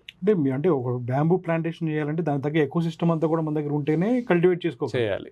చేయకపోతే ఏమవుతుందంటే మనము ఓన్లీ స్టిక్స్గా అమ్ముకుంటే ఇవాళ మార్కెట్ ఉంది, ఈవెన్ పోల్స్గా అమ్ముకున్నా కూడా ఒక ఎకరానికి ఒక 50-60 వేల రూపాయలు వస్తుంది. బట్ అది అందరు వేస్తే ఎలా ఉంటుంది, అండ్ రాబోయే రోజుల్లో ఆ లాగ్స్ స్పేస్ ఉంటుందా? అందుకని మనం ఎప్పుడు కూడా అసలు ఏమి ఇదంతా కాదు, ఎప్పటికీ తరిగిపోయింది ఏంటి అని ఆలోచించినప్పుడు మనం గవర్నమెంట్ ఏం చేయాలంటే ఇతర దేశాల నుంచి వుడ్ ఇంపోర్ట్ చేసుకోవడం ఆపేయాలి. మనము మన దగ్గర మిగతా ట్రీస్ని ఆపేసి బ్యాంబూని కల్టివేట్ చేస్తే అది మన దేశంలోనే చాలా పెద్ద మార్కెట్ ఉంది. అందుకని కొద్దిగా ప్రభుత్వం అలాంటి నిర్ణయాలు తీసుకొని అలాంటి ఇండస్ట్రీ ఎస్టాబ్లిష్ చేసే వాళ్ళకి అవకాశం ఇచ్చినా చాలు. సో ఇండస్ట్రియలిస్టులు చాలామంది ముందుకు వస్తున్నారు. నేను యాక్చువల్గా గత వారం త్రిపుర వెళ్ళాను. నేను ఆల్మోస్ట్ ఒక వారం రోజుల పాటు దీన్ని కంప్లీట్గా అర్థం చేసుకుందామని తిరిగాను అనమాట. నర్సరీసు అదొక పెద్ద సబ్జెక్టు, వెరైటీసు పెద్ద సబ్జెక్టు, ఏ ప్రాంతంలో ఏ వెరైటీలు వేయాలి, అన్ని ప్రాంతాలకు అన్నీ సూటబుల్ కావు. మనకి వెస్టర్న్ ఘాట్స్కి ఒక వెరైటీ ఉంది, కొంకణ్ ఏరియా మొత్తం ఒక వెరైటీ ఉంది, నార్త్ ఈస్ట్కి కొన్ని వెరైటీస్ ఉన్నాయి, అండ్ ఈస్టర్న్ ఘాట్స్ కొన్ని వెరైటీస్ ఉన్నాయి, ప్లెయిన్ ల్యాండ్స్లో కొన్ని వెరైటీస్ ఉన్నాయి. అక్కడ వెరైటీలు కొన్ని వాల్ థిక్నెస్ తక్కువగా వస్తున్నాయి వేరే చోట. ఇప్పుడిప్పుడే మన దగ్గర కూడా తెలుగు రాష్ట్రాల్లో చాలామంది చేసి ఒక గ్రూప్స్ అవి ఫామ్ చేసి కమ్యూనికేట్ చేసుకుంటున్నారు. బట్ దీనికి రైతుల స్థాయిలో చేసుకుంటే ఎలా ఉంటుందంటే అందరూ కొద్దిగా తెలిసిన వాళ్ళు అందరూ ఎక్స్చేంజ్ చేసుకుంటే అంటే ఒక కంప్లీట్ నాలెడ్జ్ రాదు. అందుకని దట్స్ హౌ గవర్నమెంట్ ఇన్వాల్వ్ అయ్యి, అరే నాయనా ఇదిగో మీకేం తెలుసు, ఇది తెలుసు, అసలు జరుగుతుంది ఇది, ఇదిగో మా ఇన్ఫర్మేషన్ ఇది అని చెప్పాలి కదా. మీరు చెప్పిన ఇందాక స్టీల్ లాగా స్ట్రాంగ్ ఉన్నదన్న వెరైటీ ఏం వెరైటీ అది? తుల్డా అని ఒక వెరైటీ అండి. తుల్డా అయితే మనం అల్టిమేట్గా దీన్ని ప్రాసెస్ చేసి మన ఫ్లోరింగ్ అండి, వుడెన్ ఫ్లోరింగ్ హోమ్ థియేటర్స్, కొన్ని బెడ్రూమ్స్ అవి వుడెన్ ఫ్లోర్స్ చేస్తున్నారు. ప్రాసెస్ అంటే కంప్లీట్గా దాన్ని ఏం చేస్తారంటే ఆల్మోస్ట్ చాలా పల్చగా చీల్స్తారు వీటన్నిటిని. చీల్చిన తర్వాత వీటిని మళ్ళా గ్లూ తోటి స్టిక్ చేస్తారు. స్టిక్ చేసి హెవీ దీనిలో కంప్రెస్ చేస్తారు. సాలిడ్ మీకు అసలు అంత సాలిడ్గా ఏది ఉండదు. మీరు దాన్ని కట్ చేయాలంటే మాన్యువల్గా చేయలేరు అసలు, మెకనైజ్ అంత సాలిడ్. అందుకని మీకు అది ట్రీట్ చేస్తారు కాబట్టి మీకు చెదలబట్టదు, బెండ్ అవ్వదు. అలాంటి ఇండస్ట్రీస్ ఉన్నాయి మన ఇండియాలో? ఉన్నాయి. నేను అదే త్రిపుర వెళ్ళినప్పుడు నేను నర్సరీల దగ్గర నుంచి అగరబత్తీల వాళ్ళని చూశాను, ఆర్నమెంట్స్ చేస్తున్న వాళ్ళని చూశాను, స్పూన్స్ లాంటి వాళ్ళని చేస్తున్న వాళ్ళని చూశాను, ఫాల్ సీలింగ్ చేస్తున్న వాళ్ళని చూశాను, ఫ్లోరింగ్ చేస్తున్న వాళ్ళని చూశాను. వీళ్ళందరిలో ఇండస్ట్రీస్, ఒక ఇండస్ట్రీ చాలా బాగుంది, ఒక ఆల్మోస్ట్ 20 crores ఎస్టాబ్లిష్ చేశారు వాళ్ళు. అండ్ ఒక ఆయన అయితే ఒక్కరాడు గుజరాత్ నుంచి వచ్చి త్రిపురలో పెడుతున్నాడు. యాక్చువల్గా త్రిపురలో మనకు మెయిన్ ల్యాండ్ కనెక్ట్ చాలా కష్టం అసలు. అంటే మనకి ఇప్పుడు ఇక్కడికి 3000 కిలోమీటర్లు. సో 3000 కిలోమీటర్ల దూరంలో నుంచి ఇక్కడ రావడం అయినా కూడా ఆయన అడిగాను, ఇంత దూరంలో ఎక్కడ పెడుతున్నానంటే నాకు ఇక్కడ రా మెటీరియల్ ఉందండి, నేను బంగ్లాదేశ్ వెళ్ళి అటు నుంచి తీసుకొచ్చినా కూడా నాకు రీజనబుల్గానే అవుతుంది, అండ్ చాలా కంట్రీస్ అడుగుతున్నాయి, అందుకని నేను he is investing more than 35 crores. So ఆయన చాలా హోప్ఫుల్గా ఉన్నాడు. మనం ఎక్కడైనా కొన్ని క్లస్టర్స్ చేస్తే ఇండస్ట్రీ పెట్టడానికి కూడా రెడీగా ఉన్నానని చెప్పాడు. సో దీనికి ఏంటంటే ఒక ప్రైవేట్ వ్యక్తులు వాళ్ళు మాట్లాడుకునే కన్నా ప్రభుత్వం ఇప్పుడు ఈ ఆయిల్స్ పైన కానీ అండ్ బ్యాంబూ కల్టివేషన్ పైన కానీ కొంచెం ఇంకా సమగ్రంగా రీసెర్చ్ చేసి అవసరమైతే కొంతమంది ప్రోగ్రెసివ్ ఫార్మర్స్ని కొన్ని కంట్రీస్ తీసుకెళ్ళి ఎక్కడైతే బాగున్నాయో అవన్నీ తీసుకెళ్ళి ఇక్కడ కొన్ని అథెంటిక్ సోర్స్తో ప్లాంట్ మెటీరియల్, నర్సరీస్ అదంతా ఎస్టాబ్లిష్ చేసి గవర్నమెంటే కనుక చేయగలిగితే రీజనబుల్గా ఉంటుంది అండ్ అథెంటిక్ దీంతో ఉంటుంది. మనకెందుకులే అని పట్టించుకోకుండా ఉంది. అంటే ప్రతిసారి ఏమవుతుందంటే బోల్డ్ అంత డబ్బు ఖర్చు పెడుతున్నారు రైతులు. వ్యక్తిగతంగా ఒక్కొక్కళ్ళది ₹1,00,000 పోతే 100 మందిది పోతే ₹1,00,00,000 అవుతుంది. అలా ఏటా కొన్ని లక్షల మంది కొన్ని కోట్ల డబ్బు ఊరక ట్రయల్ అండ్ ఎర్రర్ లాగా ఆ పంట బాగుంది, ఈ పంట బాగుంది, మెకడమే బాగుంది, అది ఏదేదో చేసేసి నష్టపోతున్నారు. సో ఇప్పుడు ఈ రెండు నాకు ఫ్యూచర్ కనిపిస్తుంది. ఎగైన్ ఎవరి మాట తీసుకోవద్దు, మీరు స్టడీ చేయాలి అండ్ ప్రభుత్వాలు దీని మీద ఫోకస్ చేసి దీని మీద ఒక కమిటీ వేస్తే మాలాంటి వాళ్ళందరం కూడా కొంతమంది దానిలో ఉండి ఒక నిజ నిర్ధారణ చేసి ఎస్ ఇది మీరు వేసుకోండి అని అనౌన్స్మెంట్ ఇస్తే మన వాళ్ళు వేసుకుంటే బాగుంటుంది. నాకు పామ్ ఆయిల్ మీద కూడా ఒక డౌట్ ఉందండి. ఇప్పుడు మీరు బ్యాంబూ గురించి చెప్పారు కదా, సో బ్యాంబూ కనుక మనకి రావాల్సిన ఇంపోర్ట్స్ ఏవైతున్నాయన్నీ వుడ్ ఇంపోర్ట్స్ అని ఆపేస్తే ఇక్కడ ఒక ఎకోసిస్టమ్, ఒక ఇండస్ట్రియలైజ్ మన మార్కెటే చాలా మార్కెట్ వస్తుంది. అలాగే పామ్ ఆయిల్ కూడా ఇప్పుడు ఇస్తున్నారు టన్నుకి 18,000, 19,000, లాస్ట్ ఇయర్ అయితే 12,000 అలా వచ్చింది టన్నుకి. అలాగే ఇంపోర్ట్ డ్యూటీస్ అనేది మారుతున్నాయి అంతర్జాతీయంగా. చాలా రాజకీయ పరిణామాలు కానీ, వ్యాపార పరిణామాలు కానీ, రేటింగ్స్ కానీ కొత్తవి వస్తున్నప్పుడు దానిలో భాగంగా ఈ ట్యాక్సేషన్ అనేది ఎత్తేస్తాయి ఇంపోర్ట్స్లో, పామ్ ఆయిల్ ఇంపోర్ట్స్లో. అప్పుడు ఇక్కడున్న వేల ఎకరాలు ఇప్పుడు ఏదైతే రైతులు సాగు చేస్తున్నారో వాటి పరిస్థితి ఎలా ఉండబోతుంది? అయినా కూడా ఇండియాకి కొంత అడ్వాంటేజ్ ఉందండి. ఎందుకంటే ఇప్పుడు మీకు Malaysia major supplier palm oil. మలేషియాలో ఏం జరిగిందంటే ఆల్మోస్ట్ వాళ్ళు పీక్ అంతా చూశారు, ద బెస్ట్ అంతా క్యాష్ చేసుకున్నారు. అండ్ అక్కడ స్లోగా నెక్స్ట్ జనరేషన్ ఎవరు మనకన్నా ముందున్నారు కాబట్టి వాళ్ళు ఫార్మింగ్ ఇంట్రెస్ట్ పోయింది. న్యూ ప్లాంటేషన్స్ లేవు వాళ్ళ దగ్గర. సో వాళ్ళంతా ఇప్పుడు కోకోనట్ ఫోకస్ చేస్తున్నారు, కోకోనట్కి షిఫ్ట్ అవుతున్నారు. న్యూ ప్లాంటేషన్స్ తగ్గిపోతున్నాయి. అదిగాక మనమే ఎంతో కొంత ఇంకా నేల మీద ఉన్నాం, పూర్తిగా డిస్కనెక్ట్. చాలా దేశాలతో పోలిస్తే వ్యవసాయంతో ఇంకా మమకారం ఉంది. మనం మొత్తం నేల విడిచి వెళ్ళిపోయి ఎక్కడో స్కై అపార్ట్మెంట్స్కి వెళ్ళినా కూడా మన ఆలోచనలు, మన మనసు భూమి మీద ఉంది, చేద్దామని ఉంది, ఇంకా చేస్తున్నారు. గ్రౌండ్లో మన ఫార్మర్స్ ఉన్నారు. మనం ఇది చాలా అదృష్టంగా భావించి ఇక్కడ చేసుకోవచ్చు, మనకి ఇబ్బంది లేదు. అండ్ మనం గుర్తుపెట్టుకోవాల్సింది ఏంటంటే 60 దేశాల జనాభాకి మన దేశ జనాభా సమానం. 140 కోట్ల మంది జనం. ఇంకా మన రాజకీయ నాయకులందరూ పిల్లల్ని 4-5 గనమని చెప్తున్నారు. 200 కోట్లు అయిపోతుంది. 200 కోట్ల మందిని బతికించడానికి మన దగ్గర ఉన్న భూమి 40 కోట్ల ఎకరాలే. అందుకని always we have the potential అండి. అంటే ప్రాపర్గా ఛానలైజ్ చేయాలంతే, అది పెద్ద ఇబ్బంది ఉండకపోవచ్చు. అదిగాక మీకు పామ్ ఆయిల్ అంటే మనం జనరల్గా ఏం ఆలోచిస్తున్నామంటే నూనెగానే ఆలోచిస్తున్నాం. అసలు పామ్ ఆయిల్ నుంచి 80 రకాల ప్రోడక్ట్స్ బయటకు వస్తాయి. మీరు ఇప్పుడు ఈ షో అయిపోయిన తర్వాత, మన ఈ పాడ్కాస్ట్ అయిపోయిన తర్వాత బయటకు వెళ్ళి చూడండి, ఒక ఐస్ క్రీమ్ డబ్బా కొనుక్కొని చూడండి, పామ్ ఆయిల్ ఉంటుంది దాంట్లో. ఐస్ క్రీమ్లోనే మీరు వాటినట్టు ఐస్ క్రీమ్ కావచ్చు, సోప్స్ కావచ్చు, ఫ్యాటీ యాసిడ్స్ వాడే ప్రతి చోట పామ్ ఆయిల్ ఉంటుంది. అండ్ ఇంకా మైక్రో లెవెల్లో, ఇంతకుముందు దాని విత్తనంలో నుంచి ఏం చేయాలో తెలిసేది కదా, ఇప్పుడు ఆ విత్తనంలో నుంచి ఆయిల్ తీయడం వల్ల మన రైతులకి అడిషనల్గా ప్రైస్ ఇవ్వగలుగుతున్నారు. సో ఇప్పుడు అలాగా ప్రాసెసింగ్ పెరుగుతుంది. తర్వాత ఇప్పుడు దాంట్లో నుంచి బయట నుంచి వచ్చిన దాన్ని మాన్యూర్ చేయడం ద్వారా కొంత ఇదవుతుంది.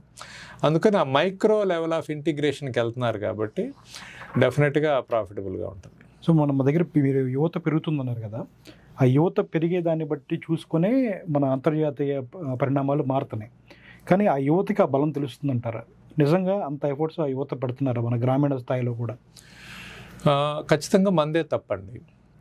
అంటే పెద్దవాళ్ళు చెప్పరు, పెద్దవాళ్ళకి తెలియదు, టీచర్లు చెప్పరు, రాజకీయ నాయకులు అసలే చెప్పరు. సో ఎవరు చెప్పాలి వాళ్ళకి? మనందరి బాధ్యత కదా అది.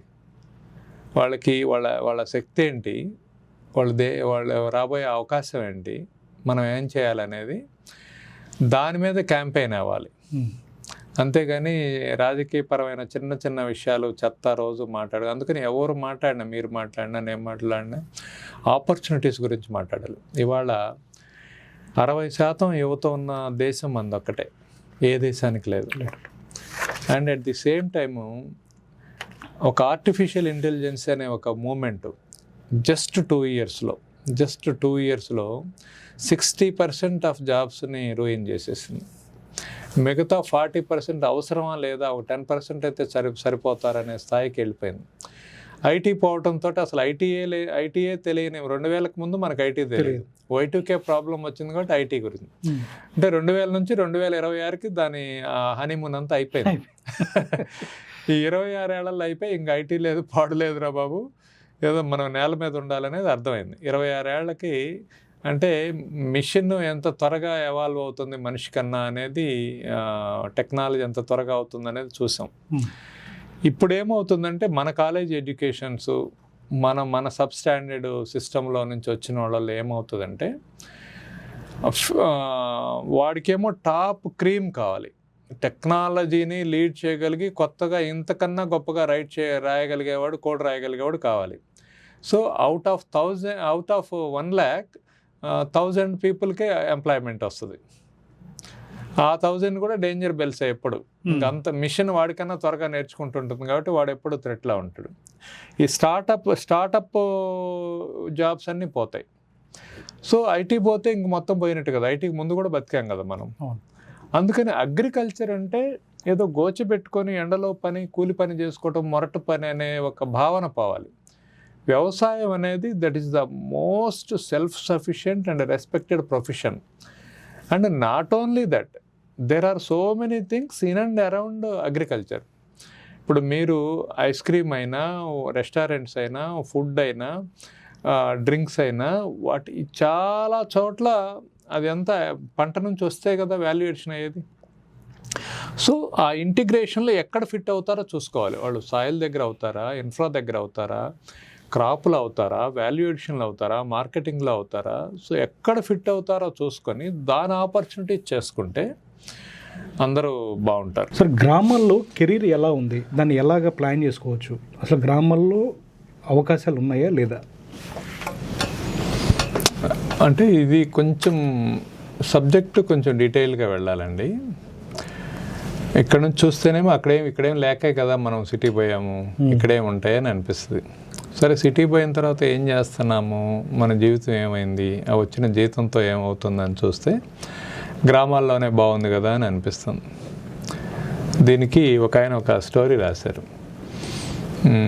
ఒక నాటుకోడి బయట తిరుగుతా అన్ని నేలని చెలిగి పిల్లలు తింటూ ఉంటాయి, చూస్తూ ఉంటే దాన్ని చూసి ఒక వెహికల్లో బ్రాయిలర్ కూడా వెళ్తూ ఉంటుంది. వెళ్ళి అసలు దాని జీవితం చాలా హాయిగా ఉంది, హాయిగా ఎండ గాలి బయట తిరుగుతుంది, పిల్లల్ని కన్నది, పిల్లల్ని పెంచుకుంటుంది, బ్రహ్మాండంగా ఉంది దాని లైఫ్ అని అనుకుంటుంది. అది దాన్ని చూసి బ్రాయిలర్ కోడిని చూసి నాటుకోడి ఏమనుకుంటుందంటే అసలు దాని భలే జీవితం, బ్రహ్మాండంగా లైట్లు ఉంటాయి, ఏసీ ఉంటుంది, టెంపరేచర్ కంట్రోల్ ఉంటుంది, దాని ముక్కు దగ్గరికి ఆహారం వస్తుంది, ముక్కు దగ్గరికి నీళ్ళు వస్తాయి, అది ఏం పని చేసే పని లేదు, పిల్లల్ని కాపాడుకునే పని లేదు, హాయిగా బయటికి పోతే ఇట్లా కారులో పోతుందని అది బాగుంది దాని జీవితం అది అనుకుంటుంది. సో దీనిలో ఏమవుతుంది, పర్సెప్షన్.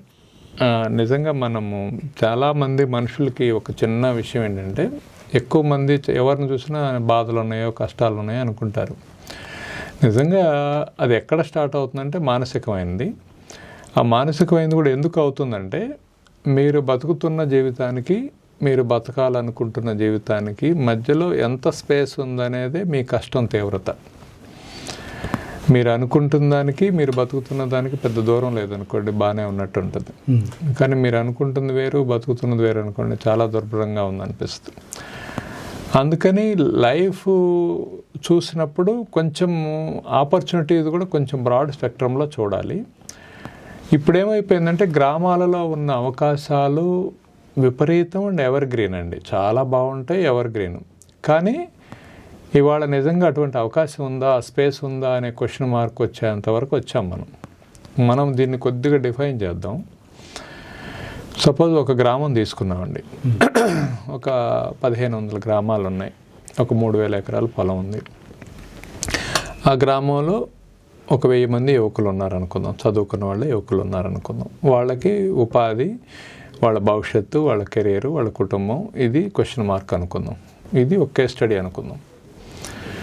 ఒకటి మనం గమనిస్తే, భూమి ఒక అక్షయ పాత్ర. ఒక్క విత్తనం పెడితే 100 విత్తనాలు రావడం అనే మ్యాజిక్ ఇంకెక్కడా జరగదు, భూమిలోనే జరుగుతుంది. సో దట్ ఈజ్ ఎష్యూర్డ్, మీరు కూడా ఒప్పుకుంటారు కదా. అంటే ఎప్పటికీ భూమి అయితే దాన్ని జాగ్రత్తగా కాపాడుకుంటే, ఆ మ్యాజిక్ కోల్పోకుండా చూసుకుంటే ఎప్పటికీ పంటలు పండిస్తుంది. So it is a productive source. So 2 market చూసామనుకోండి, ఆ ఊర్లోనే ఒక 1500 కుటుంబాలు ఉంటే ఈ 1500 కుటుంబాలు యావరేజ్న ఒక 10,000 రూపాయలు ఖరీదు చేసే అన్ని రకాల వస్తువులు వాడారనుకుందాం. ఒక కుటుంబం అంటే దానిలో ఫ్రూట్స్, వెజిటబుల్స్, పల్సెస్, గ్రెయిన్స్, కారాలు, పప్పులు అన్నీ కలిపి ఉన్నాయి. గుడ్లు, మాంసము, పాలు అన్నీ కలిపి. సో అది నార్మలే కదా. అంత మార్కెట్ అంటే 1,50,00,000 రూపాయల మార్కెటింగ్ మన ఊర్లోనే ఉంది. ఒక గ్రామాలకి నెలసరి అవసరం.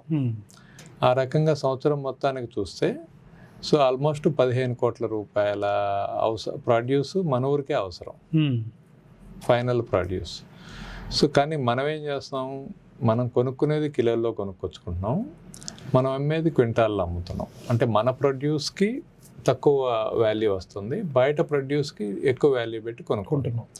మనము వడ్లుగా అమ్మామనుకోండి, దాన్ని ధాన్యంగా కొనుక్కునేదానికి వడ్లుగా కొనుక్కునేదానికి 60-70% డిఫరెన్స్ ఉంటుంది. సో అలాగా లోకల్ మార్కెట్ క్రియేట్ చేయడం ఒకటి. 2, ఇవాళ ఒక గ్రామంలో వాడే ఎరువులు, పురుగు మందులు, ఓ 3,000 ఎకరాలు ఉన్న గ్రామంలో వాడే ఎరువులు, పురుగు మందులు 6-8 కోట్ల రూపాయలు. దాన్ని ఒక బయో ఫర్టిలైజర్ యూనిట్ పెట్టుకుంటే ఇవాళ national institute for plant health management NIPHM అనేవాళ్ళు చక్కగా ఆ గ్రామంలో మీరు బయో ఫర్టిలైజర్స్, పెస్టిసైడ్స్ తయారు చేసుకోవడానికి కావాల్సిన ట్రైనింగ్స్ వెరీ నామినల్ కాస్ట్లో ఇస్తున్నారు. సో మీరు కాంటాక్ట్ అయిపోయి చేసుకుంటే ఆ ఊర్లో ఒక 10 మంది కుర్రాళ్ళు అది నేర్చుకుని తీసుకొచ్చి ఊర్లో పెట్టుకున్నారు అనుకోండి. సో మన భూమి బాగుంటుంది, మన రైతులు పెట్టుబడి తగ్గుతుంది, మనకి ముందు 10-15 మంది పిల్లలకి ఉపాధి జరుగుతుంది. సో ఆ రకం. అలానే micro irrigation, borewells, so mechanisation, drone sprayings. ఇవాళ డ్రోన్ ఆపరేట్ చేయటం వస్తాయి. ఆ ఊరు మొత్తం మీద ఒక 50 డ్రోన్లు ఉంటే హ్యాపీగా సరదాగా ఏదో ప్రొఫెషనల్ జాబ్ లాగా సాఫ్ట్వేర్ ఇంజనీర్ 1 గంట పోయి వచ్చినట్టుగా అంతకన్నా ఆనందంగా నేచర్లోకి వెళ్ళి డ్రోన్ ఆపరేషన్స్. ఇవన్నీ కెరియర్ ఇదేనండి. అంటే మనం కొత్త ఏదో సిలబస్ నేర్చుకోవాలి, ఏదో నేర్చుకోవాల్సింది ఏదో నేర్చుకుంటున్నాం. మనకు అవసరమైంది, మనకు ఉపయోగపడేది, మన దేశానికి ఉపయోగపడేది, మన రైతులకు ఉపయోగపడేది, మన భవిష్యత్తుకు ఉపయోగపడేది అవి నేర్చుకున్నాం అనుకోండి, బ్రహ్మాండంగా దానిలో ఇది ఉంది. అలానే పండిన పంటని వాల్యూ అడిషన్ చేయటం. చిన్న చిన్న మిల్స్, ఒక కందిపప్పు మిల్లు, పెసరపప్పు మిల్లు, ఒక కారపు మిల్లు, ఒక ధాన్యం మిల్లు, ఇవన్నీ మైక్రో లెవెల్ ఆఫ్ స్కేలింగ్లో వచ్చేసి తర్వాత దాని ప్యాకింగ్, ఆ పండిన పంట ఊర్లో డిస్ట్రిబ్యూషన్. ఇది అయిపోయిన తర్వాత హైవేస్ మీద ఎక్కడో మన ఊరి పేరు మీద ఒక స్టోరు. సో ఆన్లైన్లో బ్రహ్మాండంగా ఎక్కడికైనా పంపించగలిగేలాగా ఒక ఇది. ఈ రకంగా కొద్దిగా నలుగురం కూర్చొని మాట్లాడుకొని ఎవరో స్ట్రెంగ్త్ దేనిలో ఉంది, దీనిలో సాఫ్ట్వేర్ ఉంది, ఆన్లైన్ ఉంది, ప్యాకింగ్ ఉంది, ప్రాసెసింగ్ ఉంది, డైరెక్ట్గా గ్రౌండ్ వర్క్ ఉంది, టెక్నాలజీ ఉంది, అన్నీ ఉన్నాయి. సో ఈ వెదర్ స్టేషన్ కావచ్చు, ఎక్విప్మెంట్ కావచ్చు, ఇవాళ ఆటోమేషన్ వెహికల్స్ కావచ్చు, అన్నీ వస్తున్నాయి. దీని మీద పని చేసుకుంటే కెరీర్ బాగుంటుంది. అండ్ వ్యవసాయంలో ఒక బ్యూటీ ఏంటంటే అండి, భార్య, భర్త, పిల్లలు అందరూ కలిసి పని చేసుకోగలిగిన ఒకే ఒక వృత్తి. ఏ వృత్తిలో ఇప్పుడు మనం పాడ్కాస్ట్ చేస్తున్నాం, మీ వృత్తిలో మీ ఫ్యామిలీ మెంబర్స్ వచ్చి కూర్చుంటే ఏదో సినిమాలు అన్నట్టు చాలా బాగుండదు కదా. సో ఆ వ్యవసాయంలో వాళ్ళందరూ లేకపోతే ఏంటి మీరు ఒక్కళ్ళే చేస్తున్నారు, అందరు ఫ్యామిలీ ఇష్టం లేరా అని అడుగుతారు, అనాథలాగుంటుంది. సో అందుకని హాయిగా పని చేసుకోగలిగిన ఒక మంచి ప్రొఫెషను. అంటే దానిలో పోయేది ఏం లేదు, స్ట్రెస్ లేదు, ఇష్టంగా ఉంటుంది, నేచర్తో ఉంటుంది, సన్ ఎక్స్పోజర్ ఉంటుంది, ఫిజికల్ యాక్టివిటీ ఉంటుంది, కమ్యూనిటీ కనెక్షన్ ఉంటుంది, కమ్యూనిటీ సెలబ్రేషన్ ఉంటుంది. సో ఇవాళ చాలామంది ఏం చేస్తారంటే, మనం ఇవన్నీ మాట్లాడుతున్నప్పుడు ఇవాళ గ్రామాలు అంత బాగలేవని, పరిస్థితులు అట్లా లేవని, నిజంగా అంత ఆనందంగా ఏం లేదని, సో మీరు అనుకుంటున్నట్టు లేదని, ఇది సాధ్యం కాదని ఒక ప్రయత్నం చేస్తే పోయేది ఏముంది. మనం ముందు ఒక 10 మందినే పోగు చేయలేని వాళ్ళం, ఇంక దేని గురించి మాట్లాడతాం.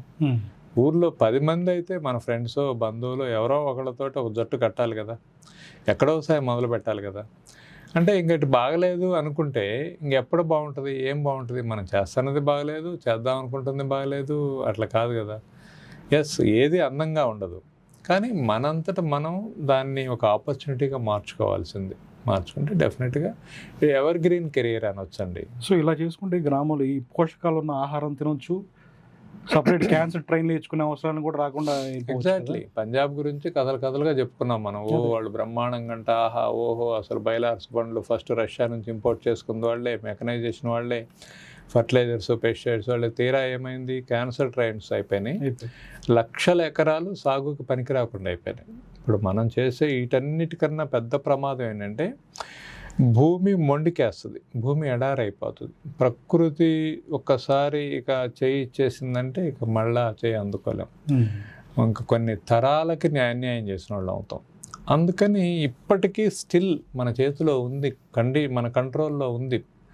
కొద్దిగా మనసు పెట్టాలి, కొద్దిగా సహనం ఉండాలి, కొద్దిగా ఎఫర్ట్ పెట్టి కొంచెం ప్రాక్టికల్గా పాసిబిలిటీ థింకింగ్. ఇవాళ ఏదో పాజిటివ్ థింకింగ్ అనో అట్లా కూడా అవసరంలా, పాసిబిలిటీ ఏది సాధ్యం అవుతుంది, ఇది నిజమేనా. ఒక 10 మంది పిల్లలు సరదాగా ఐటీలో ఉన్నోళ్ళే రండి, ఊర్లో ఒక డోర్ టు డోర్ సర్వే చేయండి, మీరు ఏమేమి తింటున్నారో ఒక పెద్ద లిస్ట్ తీసుకోండి, అందరూ తింటున్నాయి అందరికి అవసరం అని కలిపి ఒక పెద్ద కామన్ లిస్ట్ తయారు చేయండి, ఏదేది ఎన్ని క్వాంటిటీస్ అవసరం అవుతుందో చూడండి.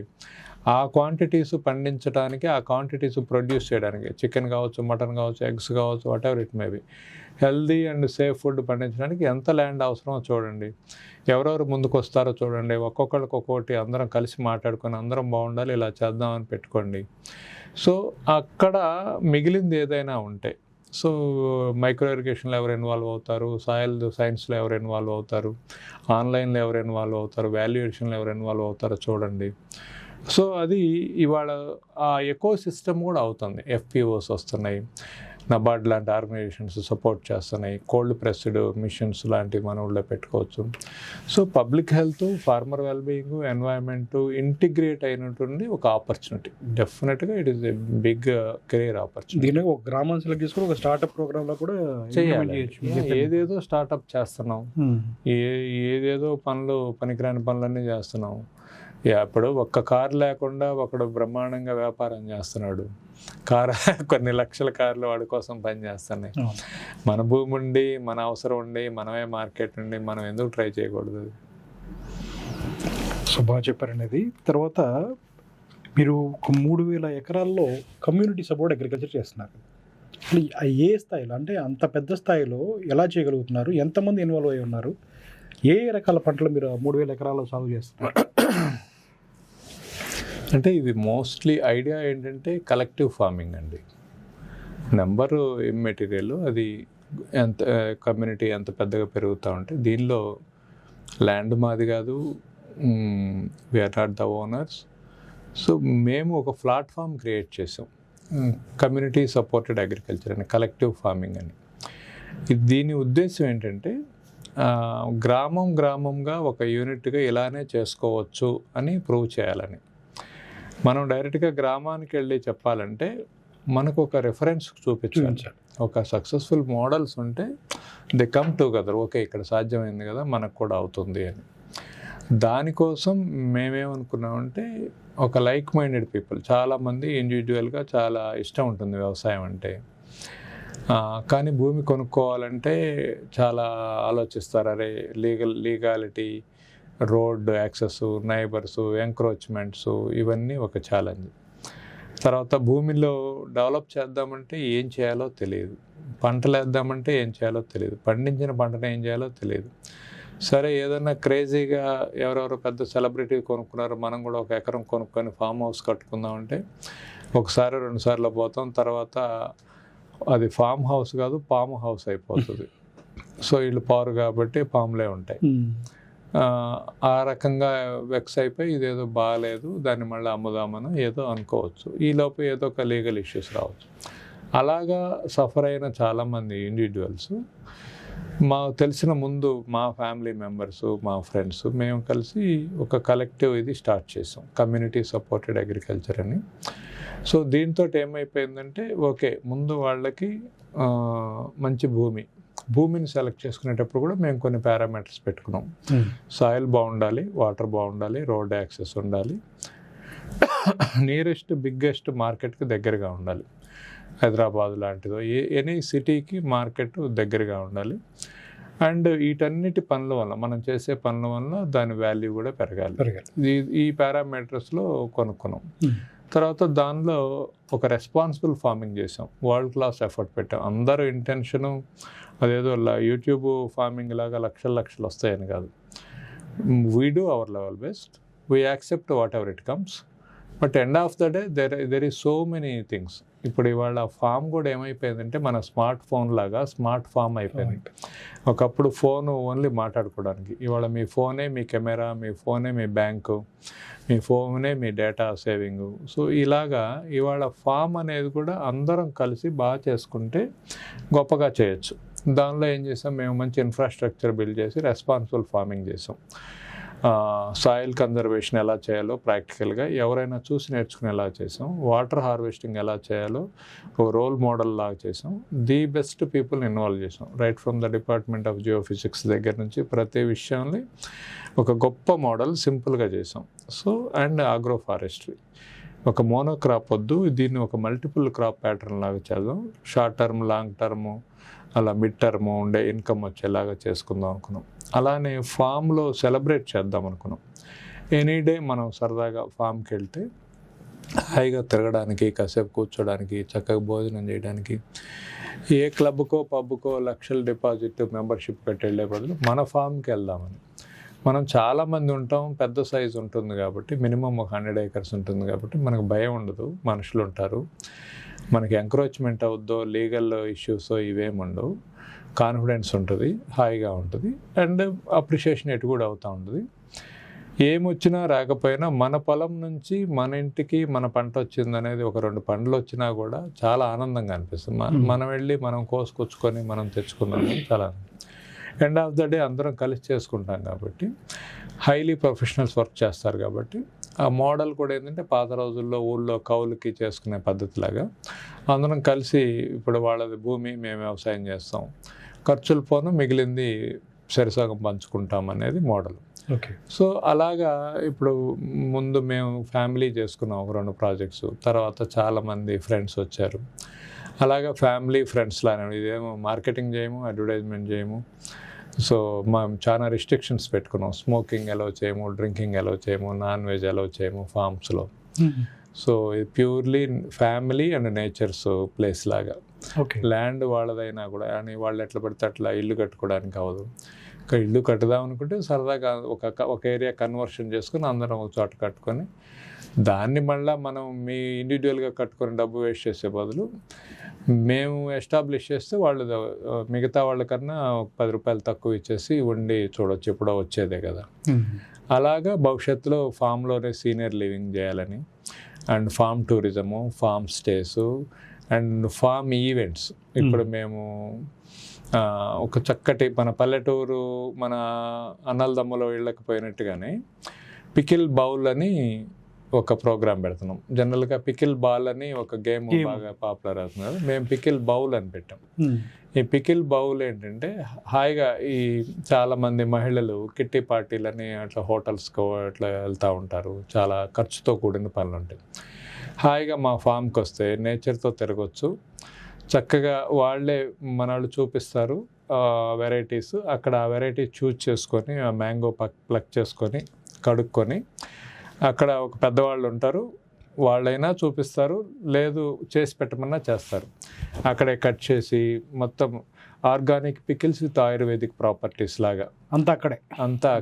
మీకు rock salt, cold pressed oil. అంటే పికిల్ అనేది గ్రేట్ సైన్స్ అండి. మొదటి ముద్ద పచ్చడితో తింటే ఇట్ యాక్ట్స్ యాజ్ ఏ అపెటైజర్. మీరు హోటల్కి వెళ్ళి సూప్ ఆర్డర్ చేస్తే 300 అవుద్ది. ఒక మామిడికాయ ముక్క వేసుకొని అన్నంలో కలుపుకొని ఒక చుక్క నెయ్యి వేసుకొని తినండి, మీరు అది ఊహించుకుంటుంటేనే మీ నోట్లో నీళ్ళు వస్తాయి. And it acts as a appetiser. So ఆ మొదటి ముద్ద ప్రతి ఒక్కళ్ళు పచ్చడితో తింటే మైక్రో న్యూట్రియంట్స్, అది ప్రోబయాటిక్. అది మనం ఆ పేర్లు పెట్టి ఏదేదో అమ్ముతున్నాం. హాయిగా మనది ఇది, దాన్ని ట్రెడిషనల్ వేలో చేస్తాం, చేసి ఒక జాడీలో పెట్టి జాడీ ఇస్తాం. అదొక ప్రోగ్రామ్. Pick and pay. మామిడికాయల సీజన్ వచ్చింది, హాయిగా మీరే రండి, చెట్టుకే చూసి పండిని కోసుకోండి, ప్యాక్ చేసుకోండి, వెయిట్ చేసుకొని చేయండి. So you are supporting a farmer, you are experience the harvesting, and మీ పిల్లలకి నేర్పుతారు, మీరు ఎంజాయ్ చేస్తారు, మీ ఒక డే పిక్నిక్ అయిపోద్ది. సో ఇదంతా మీ కమ్యూనిటీలో ఉన్న మెంబర్స్కి ఎనీబడి అండి, ఎనీబడి. రిస్ట్రిక్టెడ్ అండి, no smoking, no drinking, no non veg, ఎవరైనా రావచ్చు. ఎనీబడి. సో మీ కమ్యూనిటీ సపోర్ట్ అగ్రికల్చర్ మోడల్ బాగా సక్సెస్ అయింది అనుకుంటున్నారు. ఎన్ని వెంచర్స్లో చేశారు దీన్ని ఇట్లాగా? మేము తెలంగాణలో ఒక 4 ప్రాజెక్ట్స్ చేసామండి. ఇప్పుడు మహారాష్ట్రలో వేరే ఆర్గనైజేషన్కి మేము సపోర్ట్ ఇస్తున్నాం, మేము technical partners. That is about more than 1000 acres అది. అండ్ మేము టాంజానియాలో ఒక కంపెనీకి సపోర్ట్ చేస్తున్నాము. అక్కడ మెకడోమియా గ్రో చేస్తున్నారు వాళ్ళు, బట్ కంప్లీట్గా మా గైడ్ లైన్స్లో చేస్తారు. అంటే మేము మేము మేము ఇన్వాల్వ్ అవ్వడం వలన వాళ్ళకి చాలా డబ్బు మిగిలింది, అండ్ ప్రాజెక్టు చాలా గొప్పగా అయిపోయింది. వాళ్ళు రేటు తక్కువని ఎక్కడో దూరంగా తీసుకున్నారు, ఎయిర్పోర్ట్కి 6 గంటల ప్రయాణంలో తీసుకున్నారు, 8 గంటల ప్రయాణంలో తీసుకున్నారు. సో ల్యాండ్ సెలక్షన్ కోసం వెళ్ళినప్పుడు మేము ప్రిపేర్ అయ్యి వెళ్ళాం ఎక్కడైతే బాగుంటుందని. నేను చెప్పాను, ల్యాండ్ ఎక్కడ కొనాలనేదాన్ని చాలా గొప్ప సబ్జెక్ట్ అండి, మీరు ఎక్కడ పెడితే అక్కడ కొనొద్దు. So we have certain parameters అని చెప్పేసి, ఇట్స్ ఏ నో సీక్రెట్, నేను అందరికీ చెప్పేది అది. సాయిల్ ఫర్టిలిటీ బాగుండాలి, వాటర్ బాగుండాలి, రోడ్ యాక్సెస్ ఉండాలి, నియరెస్ట్ సిటీ ఉండాలి, అండ్ ఎయిర్పోర్ట్కి ఒక మ్యాక్సిమం 2 hours దూరంలో ఉండాలి. సో ఇవన్నిటితో పాటుగా ఒక ఇంటర్నేషనల్ డెస్టినేషన్ అయి ఉండాలి అది. ఆ ప్లేస్ చెప్తే ఎవరికైనా తెలియాలి, అండ్ అక్కడ హ్యాపెనింగ్ ఉండాలి. బోరింగ్గా అసలు ఏం లేదనుకోండి, అక్కడ కొండలో, నదులో, సముద్రాలు, సంథింగ్ ఏదో ఒక వాటర్ బాడీనో ఏదో ఒకటి ఉండాలి. సో ఇలాంటిది చేస్తే అప్పుడు అది మీకు ఒక పెద్ద అసెట్ అవుతుంది. అంటే మీరు ఫైనాన్షియల్గానే కాకుండా మీ ఎమోషనల్గా, మీకు ఎక్స్పీరియన్షియల్గా. సో ఫ్యూచర్ ఎప్పుడు కూడా ఎక్స్పీరియన్షియల్ ప్రాపర్టీ కొనుక్కోవాలి. That's why it is called experiential prosperity. So main ఇప్పుడు తెలంగాణ, ఆంధ్రాలో ఉన్న మీ కమ్యూనిటీ సపోర్ట్ అగ్రికల్చర్ ఫార్మ్స్లో ఏది మెయిన్ క్రాప్గా ఉందండి? మేము మోస్ట్లీ హార్టికల్చర్లో ఉన్నామండి, ఫ్రూట్స్లోనే ఉన్నాం. ఫ్రూట్స్లో ఉన్నాం. అంటే ఇది కూడా ఎందుకంటే మేము ఇప్పుడు ఇంకా అది ముందుకు ఇంకా చాలా అనిపిస్తుంది, ఎందుకంటే అది మేము కన్సల్టేషన్ మీద ఎక్కువ ఫోకస్ ఉన్నాము. మేము చేస్తే కన్నా ఇంకా చాలామంది ఎవరైనా ముందుకు వస్తుంటే వాళ్ళకి గైడ్ లైన్స్ ఇస్తున్నాము. అన్నిటికన్నా మేము చేస్తుంది ఏంటంటే, ఎవరైనా గ్రామస్తులు ముందుకు వస్తే, ఆ గ్రామం నుంచి కొంతమంది ఆదర్శవంతమైన యువకులు వస్తే, గ్రామం ఒక ఎఫ్పిఓగా కలెక్టివ్ ఫార్మింగ్ చేసుకుంటే, ఒక ఫార్మర్ ప్రొడ్యూసర్ ఆర్గనైజేషన్ చేసుకుంటే వాళ్ళ గవర్నమెంట్ సపోర్ట్ ఉంది. కలెక్టివ్ ఫార్మింగ్ చేసుకుంటే ఆ మోడల్ ఎలా డిజైన్ చేసుకోవాలి, ఎలా బెనిఫిట్ అవుతారు. ఆ ఊర్లో ఇప్పుడు ఏమైందంటే, మీ ఊర్లో పొలం ఉంది కానీ మీరు వ్యవసాయం చేయట్లేదు, మీరు ఎక్కడో ఉంటున్నారు. ఇప్పుడు ప్రతి గ్రామం పరిస్థితి, ల్యాండ్ ఉన్నవాళ్ళు హైదరాబాద్లోనో అమెరికాలోనో ఉంటున్నారు, అది పెరిగిపోయింది. ఊర్లో ఉన్న కొద్దిమంది వ్యవసాయం కన్నా బయట ఏదో పనికి వెళితే డబ్బు వస్తుంది, రోజు 1000 రూపాయలు నమ్మకంగా వస్తుంది. అందుకని ఇంకొక 5-6 ఏళ్లలో వదిలేసే పరిస్థితికి వస్తారు. అలా పూర్తిగా కాడి దించకముందే ఎవరో వచ్చి ఆ కాడి ఎత్తుకోవాలి. అది now it is our turn. మనం వచ్చి అరేటైనా మీరు ఒక మోడల్ ఉంటుంది. ఏంటి మోడలు? ల్యాండ్ ఓనర్స్ అందరూ based on the land size, ఒక ఎకరం ఉంటే ఒక యూనిట్ అనుకోండి, 100 ఎకరాలు ఉంటే 100 యూనిట్లు. ఇది ల్యాండ్ ఓనర్స్ షేర్. అలానే ఎవరెవరైతే ఇన్వాల్వ్ అవుతారో ఫార్మింగ్ యాక్టివిటీలో వాళ్ళు, there is a fixed salaries. Drone operate చేసేవాళ్ళు ఇన్ని ఎకరాలకి డ్రోన్ ఆపరేట్ చేయాలి, ఆయన చేస్తాడా, వాళ్ళ పిల్లలు చేస్తారా, what ever it may be, that is there responsibility, ఒక జాబ్ లాగానే. సో అలా కొంతమంది అలాగా ఎక్కడెక్కడ ఎవరెవరు ఇన్వాల్వ్ అవుతారు, వాల్యుయేషను, ప్రాసెసింగు, మార్కెటింగు, ఇదంతా అడిషనల్ జాబ్ ఇది. సో ఎప్పుడైతే ఇలా ఫామ్ అయిపోయిందో, కలెక్టివ్ హార్వెస్టింగ్, ప్రపోర్షనేట్ షేరింగ్, వచ్చిన దాన్ని అన్నీ పంచి మనం మంచి సేఫ్ ఫుడ్ తీసుకొని హ్యాపీగా ఫార్మింగ్ అసలు ఊరి దాటకుండా హాయిగా బతకగలిగే ఒక గొప్ప ఇదండి. అంటే ఇవాళ ఆరోగ్యాలు కోల్పోయి, ఆనందాలు కోల్పోయి, అనుబంధాలు కోల్పోయి, అనాథల్లాగా ఎక్కడో ఎందుకు బతకాలా అంటే నేను చెప్పేదంతా అంత ఇమ్మీడియట్గా సాధ్యమని కాదు. చాలామంది దాన్ని ఎక్కడ సాధ్యం అవుతుంది సార్ ఇదంతా, ఇప్పుడు ఇలా లేదు సార్ 5 అనొచ్చు. కానీ లక్కీగా అలాగా అన్నీ అనుభవించి ఆలోచిస్తున్న వాళ్ళం ప్రతి ఊరు నుంచి 10 రకాలుగా 10 మంది బయట ఉన్నాం. ముందు మన 10 మందిని కలిసి ఒక పార్టీ పెట్టుకొని, అరే నాయన చాలు, ఇప్పటి వరకు ఏదో బతుకుని లాగిచ్చాం, ఇక నుంచి జీవిద్దాం అనుకొని ఊరికి వెళ్ళిపోయి FPO పెట్టుకొని కలెక్టివ్ ఫార్మింగ్ తీసుకొని ముందు చిన్న ఒక 100 ఎకరాల్లోనే స్టార్ట్ చేయండి. ఒక్కొక్కళ్ళు యాడ్ అవుతారు. అదే ఫ్యూచర్, అదే భవిష్యత్తు. దానికి మీరు గైడెన్స్ ఇస్తారు? ఖచ్చితంగా, హాయిగా వాళ్ళు కంప్లీట్ గైడ్లైన్స్ ఇచ్చి, వాళ్ళు తరోగా నాలెడ్జ్ ఇచ్చి, వాళ్ళు దాన్ని సాధ్యం చేసేంత వరకు సపోర్ట్లో ఉంటాం. అంటే మీరు టేకప్ చేయాలంటే 100 ఎకరాలన్నా అలా ఏం లేదు. వాళ్ళు ఇప్పుడు ఎవరైనా కుర్రాళ్ళు వచ్చి ముందు మేము 10 ఎకరాల్లోనే చేద్దాం అనుకుంటున్నాం సార్ ఊళ్ళో అంటే వీఆర్ రెడీ. సో ఎందుకంటే ఇప్పుడు మనకు పోయేదేం లేదు, ఇదేం ఛార్జబుల్ కాదు, ఇట్ ఈస్ ఎ ఫ్రీ. ఇప్పుడు మేము ఎన్ని ఎకరాలు పండిస్తామండి? ఇప్పుడు 10,000 ఎకరాలు 20,000 ఎకరాలు పండిస్తాం. తర్వాత అయినా ఈ మోడల్ చేయాలి, ఎక్కడోసారి చేయాలి. అందుకని ఎవరంతటా వాళ్ళు చేస్తుంటే, అంటే మనకు తరగని సంపద ఏంటి దేశంలో? భూమే కదా, అది ఎక్కడికి పోదు కదా. సో దాని నుంచి అసలు అక్షయ పాత్రలాగా నిరంతరం పండించగలిగే మ్యాజిక్ దానికి ఉంది కదా. ఆ మ్యాజిక్ కోల్పోకుండా మనం ఇప్పుడు కనీసం ఇట్లా ఆలోచిస్తున్న వాళ్ళైనా ఇప్పుడైనా తిరగకపోతే భవిష్యత్తు తరాల్లో అసలు మట్టిలో నుంచి ఫుడ్ ఎందుకు వస్తుంది అని ఆశ్చర్యపోతారు వాళ్ళు.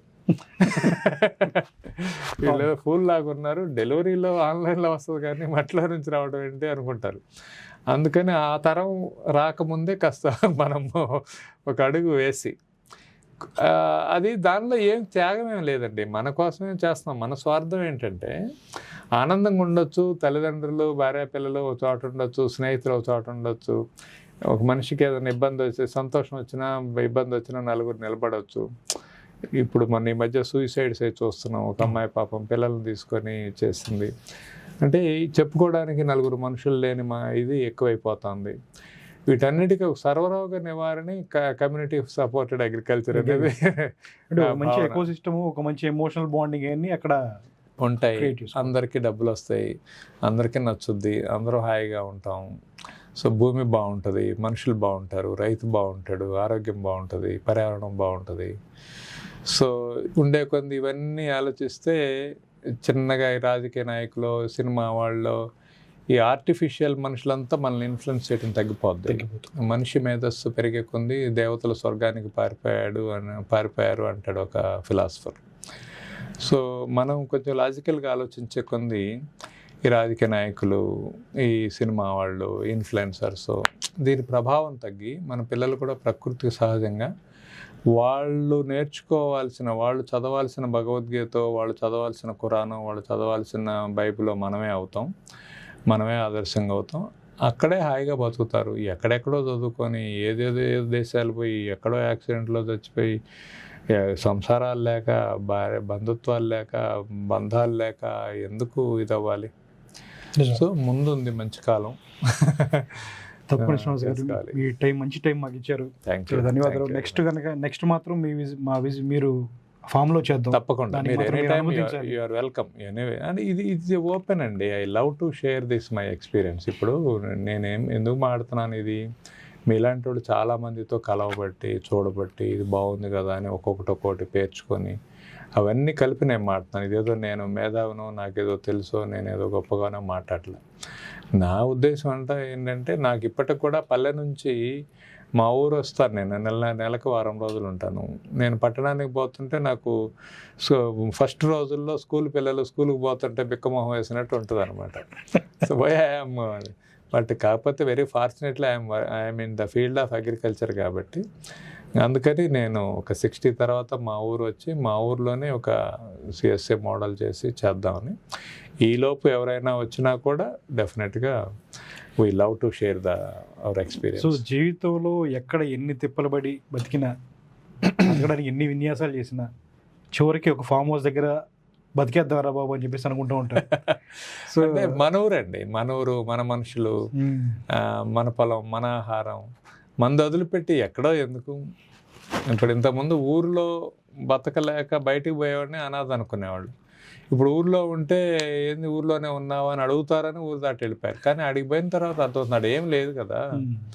ఒక అపార్ట్మెంట్లో ఒక ఫ్లాట్లో ఒక ఆయన చచ్చిపోతే దినం జరుగుతుంటుంది, ఒక అపార్ట్మెంట్లో పెళ్లి జరుగుతుంటుంది, ఒక అపార్ట్మెంట్లో బర్త్డే జరుగుతుంటుంది. అదే ఊర్లో అయితే అందరూ ఒకే మూడ్లో ఉంటారు. థ్యాంక్ యూ అండి. రైట్ అండి, థ్యాంక్ యూ.